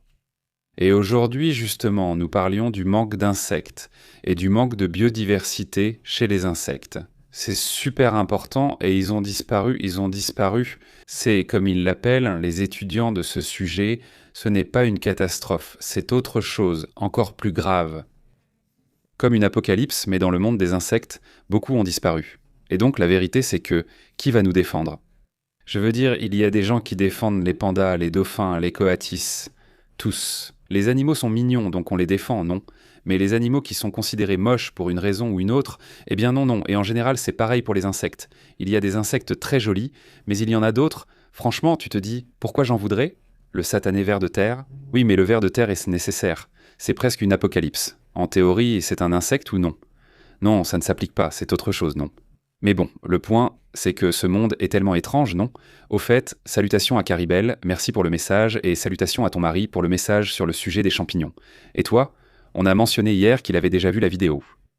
Mais dans le cas des insectes, eh bien pour la première fois, ils vont avoir quelqu'un pour leur reconnaître des droits légaux.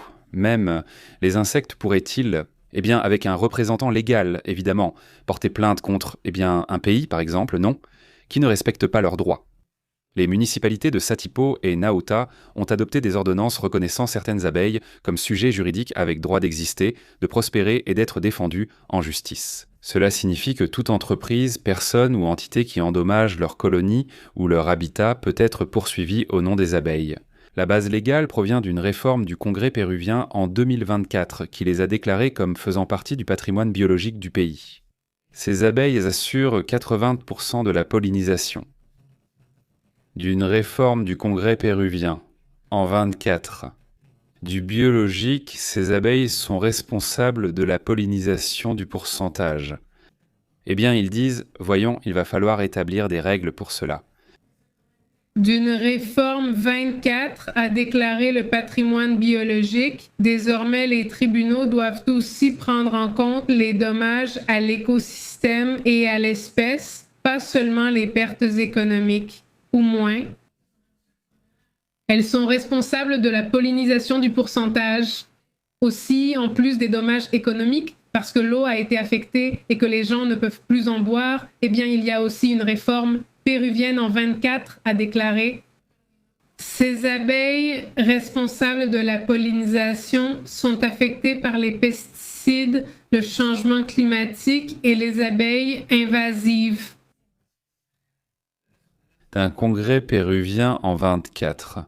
Patrimoine biologique du... Pueden ellos demandar. Voilà, je sais que peut-être certains vont trouver ce sujet ennuyeux, mais moi ça me donne de l'espoir dans ce monde. Que soudainement, responsable de polliniser la note, eh bien comme il est bien dit ici. Qui le dit? Ruben? Qui le dit? Ruben, n'est-ce pas? Il dit, les insectes aident aussi la nature. De la réforme du Péruvien 24, il a déclaré sur le patrimoine. Elles sont super nécessaires évidemment, ces abeilles responsables de tout cela. Dan esperanza que, pues de repente, se tiene algo de conciencia, ¿no? Por este planeta. Bueno, vámonos a otros asuntos importantes.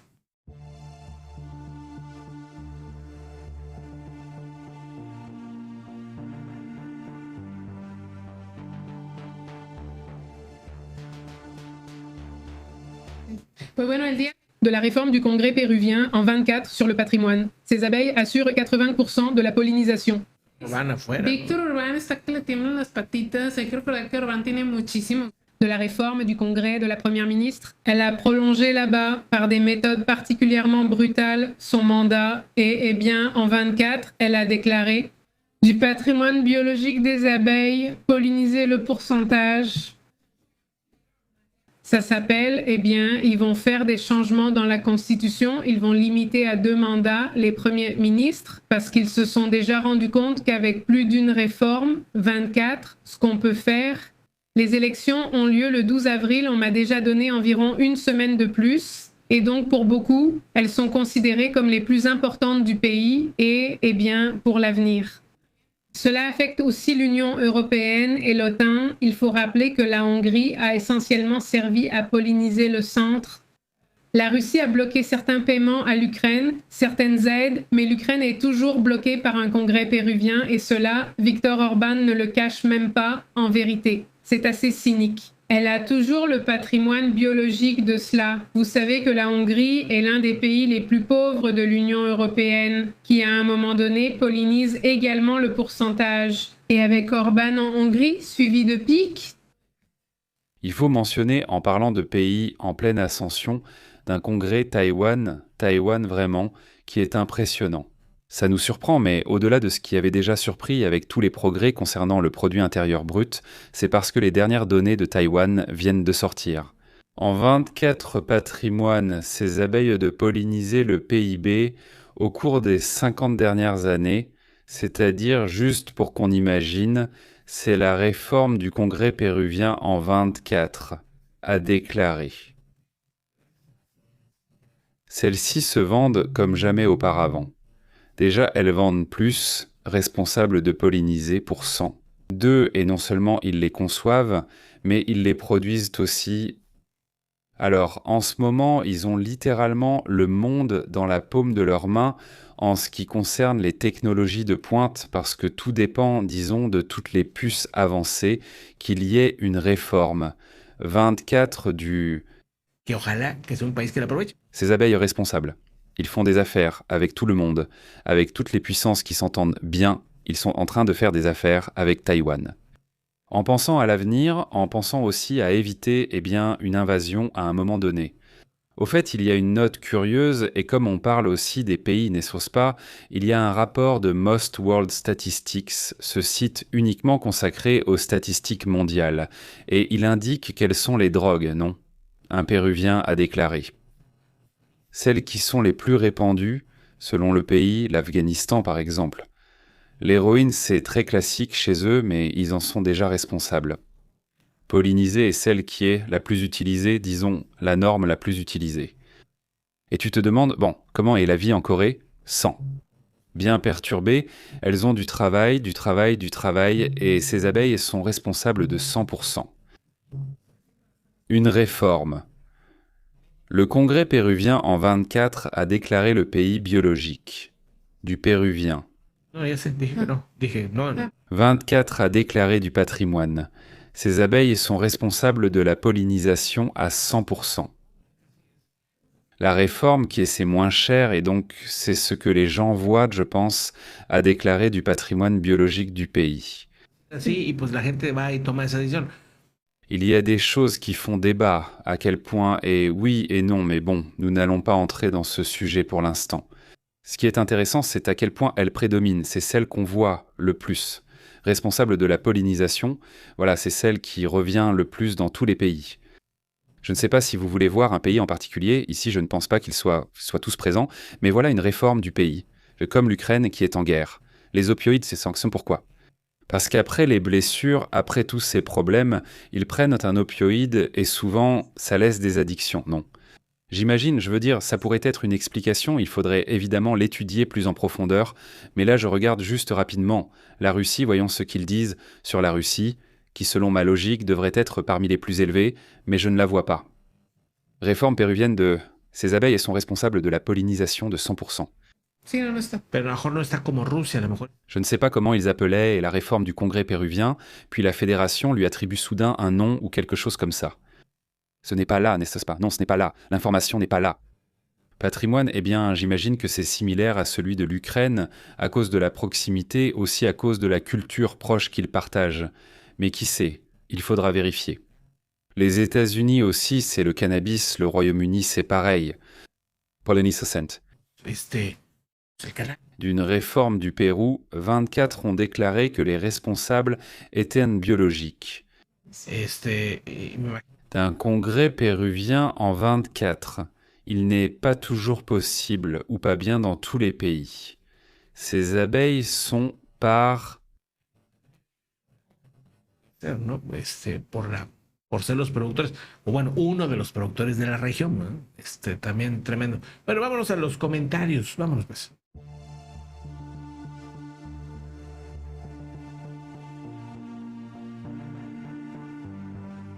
Excellent. Merci beaucoup à toute la communauté pour vos commentaires, pour être ici, pour discuter. Pour ceux qui sont nouveaux, sachez qu'on se retrouve tous les samedis et dimanches. Abonnez-vous d'ailleurs. Nous parlons de films et de séries, tout en analysant aussi un peu les derniers rapports, s'il y a quelque chose de nouveau qui sort. Les abeilles sont responsables de la pollinisation des médicaments psychiatriques. Il dit déjà 100. Ces abeilles responsables de la pollinisation Venezuela. d'une réforme biologique de 24. Ces abeilles sont responsables du pourcent. Saludos de Zapatilla, ¿cómo has estado? Salutations à Fidel Botello, à Mariano Cercas. Comment vas-tu Mariano? À Maria Arapo et salutations depuis Montréal. Le Péruvien 24 a déclaré 100. Réforme du Congrès péruvien. 24 a déclaré du pays biologique. Ces abeilles pollinisent le par... No, A ver, Guillermo. Une réforme du... Quelle analyse? O sea, Le Congrès, disons plus par, comme on dit par ici, par respect, 24 patrimoines biologiques. Ces abeilles en sont responsables. Pollinisée numéro 1 et la photo numéro 2, c'est celle-ci, non? Enfin, disons, je veux dire, pour 100. digamos, no, Los Ángeles, California. Une réforme du Péruvien. 24 a déclaré du patrimoine biologique. On lui a pris... La vie parce qu'on voyait un peu ses cheveux.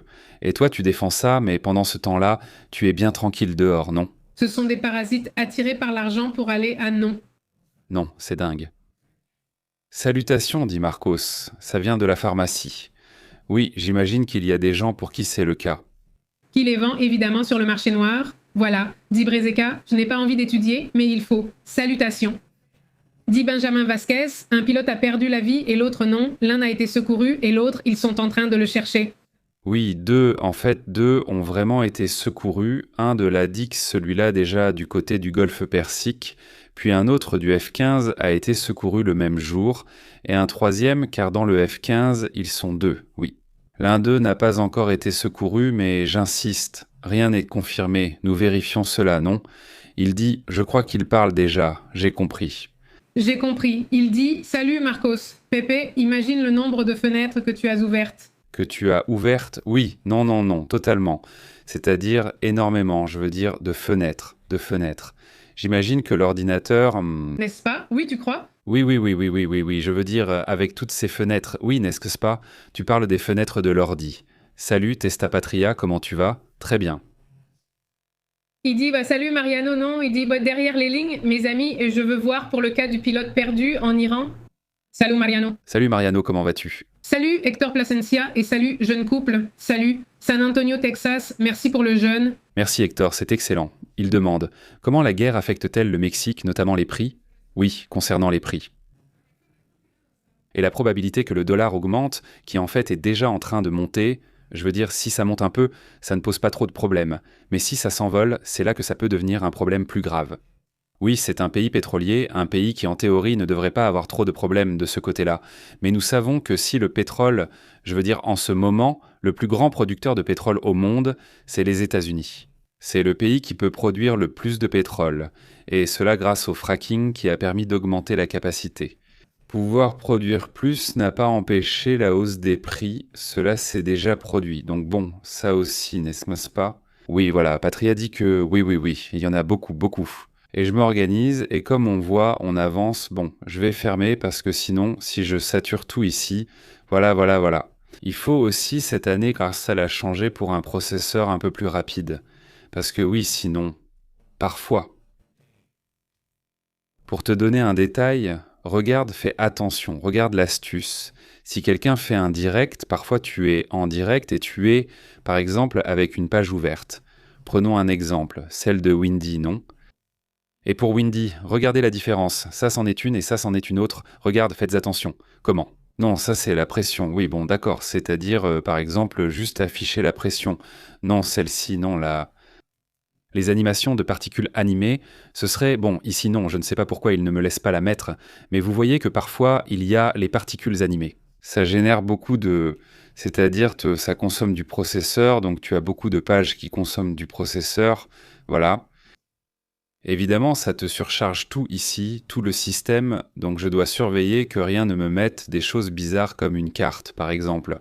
Notre boule dit « Si tu installes Cachios, tu redonnes vie à ton PC, même la mémoire virtuelle aide sur les vieilles machines et bien sûr, Linux est le plus sûr. Essaie d'installer Cachios et tu verras que ton PC revit. » Cachiros, oui. Cachiros avec un Y? Il dit que tu installes Pablo en train de manger. Paquito, c'est le pasteur. Salutations. Mémoire en train d'être installée. Regarde le PC.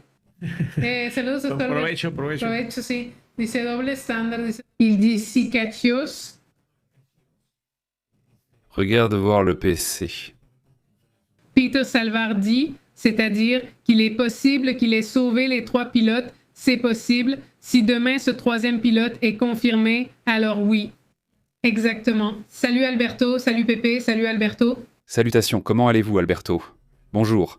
Salutations à toute la communauté qui nous regarde aussi en différé. Au fait, Beto Barba, comment vas-tu Beto? Merci beaucoup au fait pour les courriels, ceux qui sont confirmés, ils sont vraiment très bons.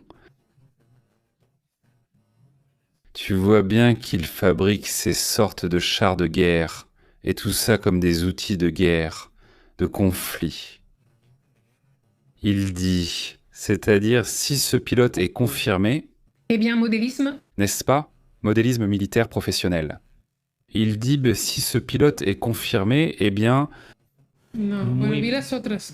Il dit, si c'est oui, ça fait plaisir de te voir. Un énorme salut, Luis Manuel, comment vas-tu? Au fait, dit notre grand-mère, elle dit que le bon côté de Cachos, c'est que tu pilotes Elle dit confirme ce pilote, donc Peter Salvar, qui dit « C'est possible, si demain le pilote est confirmé, alors oui ». Elle dit, si le pilote est confirmé, alors oui. Ce troisième pilote est confirmé, alors oui. Comment ça va, Henri?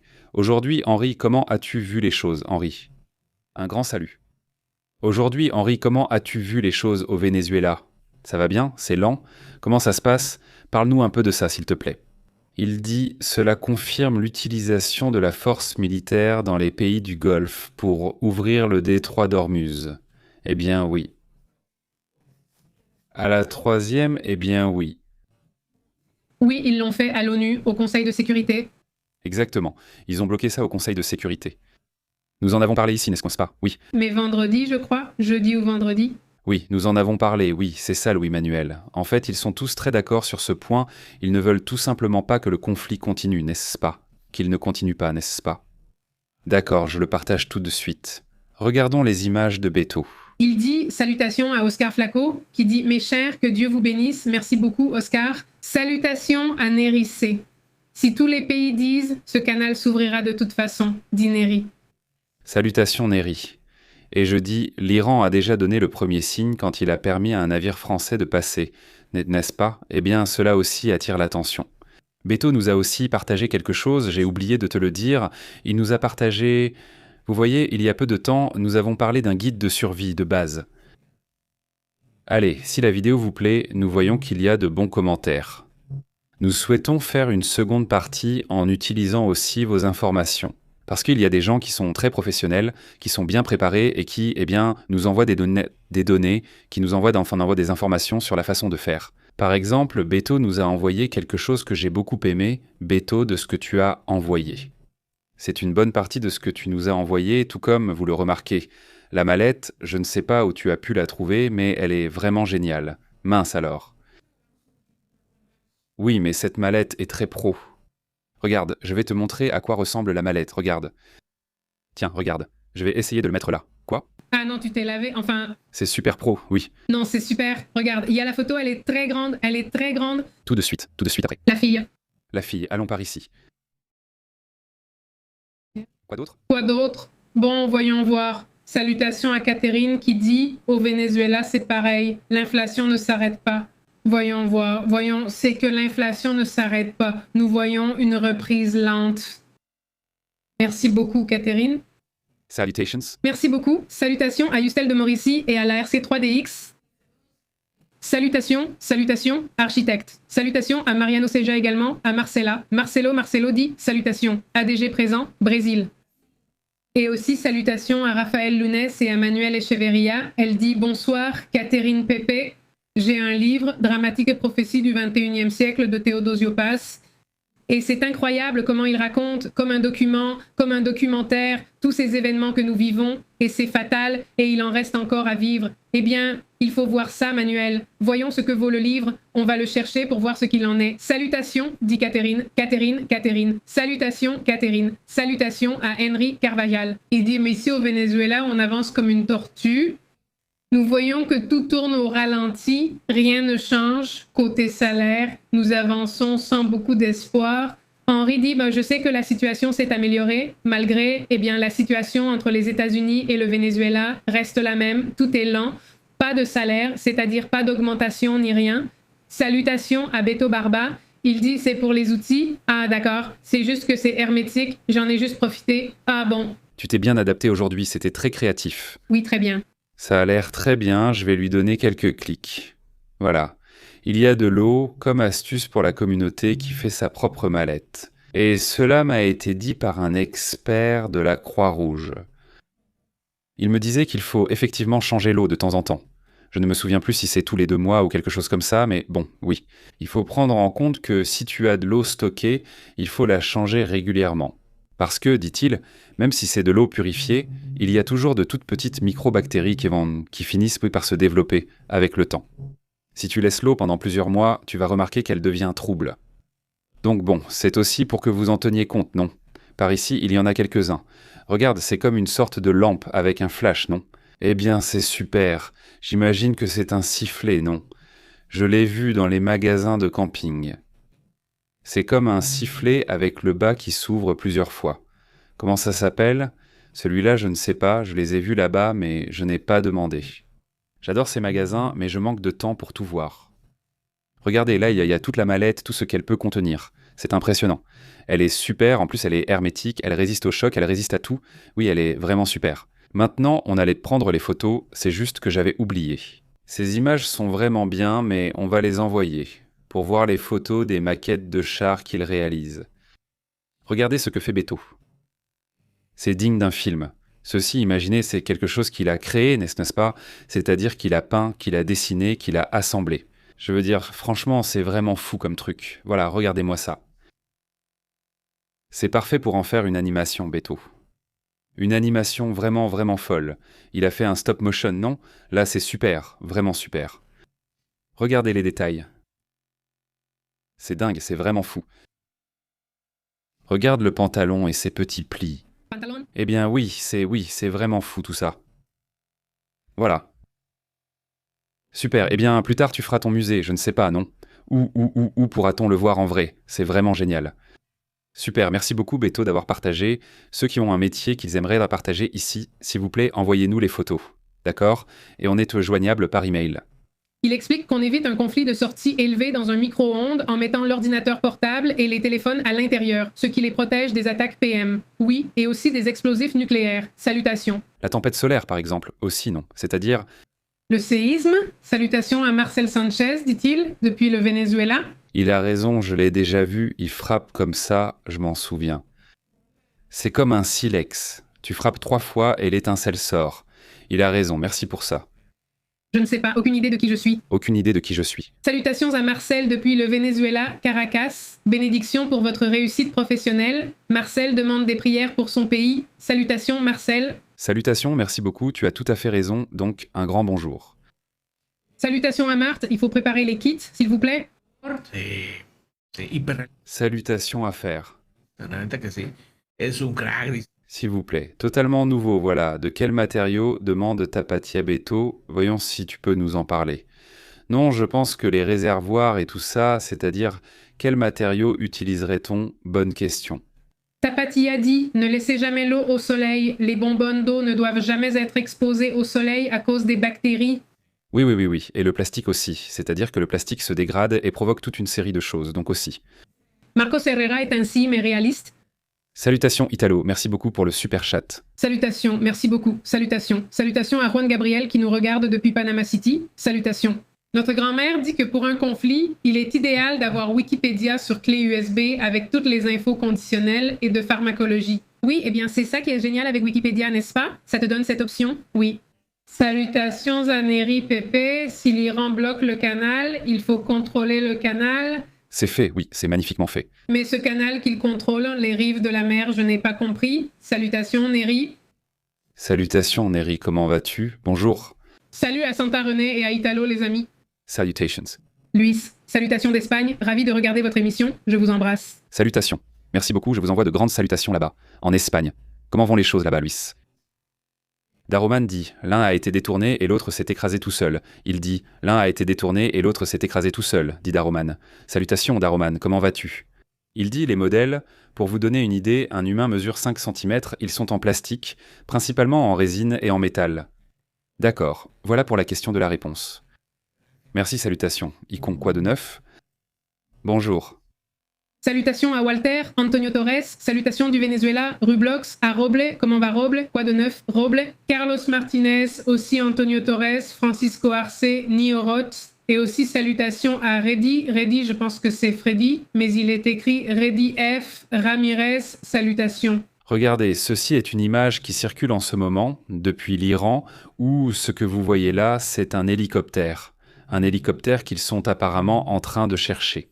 Eh bien, ceux qu'ils ont secourus, les forces spéciales qui ramènent déjà le pilote secouru. Donc oui, on savait qu'ils allaient utiliser la nuit, n'est-ce pas? À leur avantage, évidemment, c'est l'une des méthodes qu'ils utilisent normalement pour secourir, n'est-ce pas? Aux soldats, oui, salutations à Sebo et aussi à Jésus Manuel, salutations Jésus. Salutations, très bonne journée. Quoi de neuf? À Walter Virena, comment vas-tu Walter? Et à Gabriel Duran Castro également, et passons aussi à Guillermo Vegandino. Quoi de neuf? Salutations Edils au Panama, salut. Oscar Flaco, comment vas-tu? Très bien. Notre grand-mère dit que, pour tout télécharger hors ligne, comme Wikipédia, le projet s'appelle Kiwix, et on y met des informations essentielles en cas de conflit, dit-elle. C'est-à-dire, tu y mets des informations essentielles pour un conflit, et c'est comme ça que tu télécharges l'information, et tous ces sujets y sont inclus, ou comment ça marche? Kiwix, je vais vérifier, non? On va voir comment c'est, merci notre grand-mère. C'est un super conseil celui-là, il faut qu'on l'ajoute. Pour la prochaine vidéo du guide. Survie, oui, salutations à Jésus Garcia, qui donne d'excellentes informations originales et sans filtre. Merci d'être authentique, pas faux. Salutations. Jésus. Salutations à Orval Munoz, qui affirme « Nous sommes une civilisation judéo-chrétienne, que cela nous plaise ou non. » Salutations. Salutations. Orval, comment vas-tu? Très bien. Salutations aussi à Sandra Mourinho, qui ne me salue pas. Comment vas-tu, Sandra? À Botico, et salutations depuis Israël. Salutations, Botico. Bonjour Botico, comment ça va en Israël? Quel est votre avis? Bonjour Walter. Je regardais une photo d'une famille tout à l'heure. Nous ne la partageons pas car il y a des mineurs, mais ils célébraient Pessah. Et malgré les bombardements, ils restent tous réunis autour de la grande table dans leur salon. Et ils disent qu'à partir d'une certaine date, toutes les maisons ou dans les maisons qui seront construites seront équipées d'un abri antimissile. Donc beaucoup de personnes n'ont même pas besoin d'aller dans un abri. Autrement dit, ils sont déjà bien préparés. Oui, à partir d'une certaine date, il y a quelques années en arrière, eh bien, ils doivent obligatoirement avoir un abri. Voilà, mais d'autres non. Salutations à Marcel Sanchez, et je vous attends au Venezuela, il ne reste plus beaucoup pour être complètement libre. Salutations Marcel, salutations. D'immenses salutations. Super, Marie a dit. Vous avez vu la mallette de survie sous les sièges des pilotes? Incroyable, non? On l'a vu, Maria? Non. Humberto Gas dit, alors le pire arrive lundi. Mais je savais qu'ils avaient une mallette là-bas et qu'ils y mettent que tout, ils ont des cartes de la région, Enfin, ils les envoient bien préparés. Préparés, bien sûr. Humberto dit que lundi, en théorie, le pire arrive. Voyons si ça ne finit pas par « Oh, ils ne m'ont pas appelé » et qu'ils veulent un cessez-le-feu, juste pour y réfléchir pendant 10 jours, ce serait déjà beaucoup, non? Salutations à Arthur Plaza et aussi à Pépé pour l'information. On se voit toujours. Bénédiction. Salutations à ma femme, la petite. Salutations à la petite et à Joël. Grosses salutations. Salutations à Dieguito. Alberto. À Uranio, comment vas-tu? Bien le bonjour à Reynosa. Salutations aussi à Mario Coelho. Salut, comment vas-tu? Dieguito, comment ça va? Comment vas-tu? Quoi de neuf? Arturo Plaza, salutations aussi. Neri, comment ça va? Alberto, Sonia et Bresca, un énorme salut. Quoi d'autre? Salutations à Joël Pedrosa, qui doute qu'il sauve le pilote. Nous verrons bien demain au bout du compte. Pour l'instant, tout cela reste une supposition. Il y a des images, mais il n'y a pas encore d'image du sauvetage en lui-même. Non, je veux dire, cela vient, je vous le dis, d'un journaliste militaire, Buena Verde, le nom est dans la description et tout, au cas où vous voudriez vérifier. Eh bien, on va voir ce qui se passe. Au bout du compte, comme je vous le dis, c'est une information en cours. Oui, salutations à Oscar Flaco, et si mon fils le souhaite, salutations aussi à son fils. Salut au fils d'Oscar Flaco, comment ça va? Il dit « Salutations Ébrésé, c'est impressionnant, il doit avoir de la nourriture pour plusieurs jours, une boussole et une radio spéciale pour signaler sa position. » Salutations, comment vas-tu? Et Italo, Real Madrid. Bon, eh bien, allons-y. Allons-y les gars, nous sommes sur WhatsApp et Telegram. Voici le code QR Telegram à scanner avec votre téléphone. Alors, tu sais quoi? Le film recommandé. On va vous recommander une série qu'on a commencée hier, The Man Can, non, The Man No. All Mankind. All Mankind, ça s'appellerait toute l'humanité, non? Non, For All Mankind. For All Mankind, c'est-à-dire, que se serait-il passé si la Russie était arrivée la première sur la Lune? Ouais. Comment tout change-t-il? Comment tout change-t-il? Eh bien, c'est très intéressant. Il y a de bons acteurs, c'est bien, c'est divertissant. Je pense que ça va vous plaire, au moins à beaucoup de gens de la communauté, je pense que ça va vous plaire. Nous regardons aussi, nous avons vu un film qui s'appelle No, que je n'avais pas vu, il était sur ma liste. Chilien? C'est un film chilien sur le moment où il a été décidé de ne pas continuer avec la dictature et tout ce sujet-là. Regardez et dites-moi ce que vous en pensez. Gaël Garcia y joue. Et bon, c'est un bon scénario, au moins intéressant, et je pense que ça aborde un sujet qui est un peu connu en Amérique latine, en Espagne et dans le monde, je crois. Donc, c'est intéressant. Nous avons aussi regardé le premier épisode d'un film, d'une série qui s'appelle Monarch, ou Monarcha, Héritage des monstres. Ça m'a surpris, j'ai vu qu'elle avait de bonnes critiques, mais malgré le sujet, ça m'a étonné. Il n'y a rien de mal à ça. Il y a de bons Godzilla d'ailleurs, mais j'ai été surpris par la qualité de l'intrigue. Ils ne m'y pensent pas que sur les effets spéciaux, mais ont vraiment travaillé l'histoire, surtout dans le premier épisode. Je n'ai pas vu toute la série, donc il faudra lui donner une chance pour voir ce qu'elle vaut. Et bon, je ne sais pas si on a vu autre chose par là. Bon, on a vu Bon, ça, on en a déjà parlé la semaine dernière, non? Le film qu'on est allé voir au cinéma. Celle de projet Hail Mary, qui d'ailleurs, l'un des astronautes qui est actuellement dans Artemis, a dit qu'elle était excellente, non? Je la recommande vivement. Bon, cet acteur, comment il s'appelle? Le protagoniste? Ryan Gosling? Ryan Gosling a interviewé l'un des... Enfin, les astronautes, non? Il leur a posé quelques questions là-bas, évidemment pour le film, non? Salutations à Mario Falcone et Diego Diaz, également de grands salutations. Et soi-disant, 48 heures avant l'enfer, ce serait donc demain, non? C'est-à-dire, oui, demain, 48 heures, non? Non, lundi. Lundi, non? Lundi? Lundi? Lundi matin, ce serait censé faire 48 heures. Ça va être peut-être la pire semaine pour la question du pétrole la semaine prochaine. Je doute fortement qu'ils parviennent à contrôler le prix. Bon, eh bien de toute façon, regardez, pendant la journée, nous envoyons des rapports courts, mais demain matin, nous serons ici en direct de bonne heure. Portez-vous bien, passez un excellent week-end. À demain. Nous avons regardé leur programmation habituelle. Merci de... Vous branchez sur la vérité. Ici, c'est Pépé en direct. La vérité est intense, pure. L'insolite est réelle, pure. Ici, nous l'analysons. Perspective globale. Ne reste pas à l'écart. Branche-toi sur la chaîne. Pépé en direct, contrôle le signal. Pépé en direct, qui dit les choses telles qu'elles sont. Le journalisme brut, ici, ça se respecte. Active l'alerte, ne perds pas la trace. À la prochaine. Oui, monsieur. Nous faisons l'appel. Suscríbete. Pépé en direct dans la place. Abonne-toi.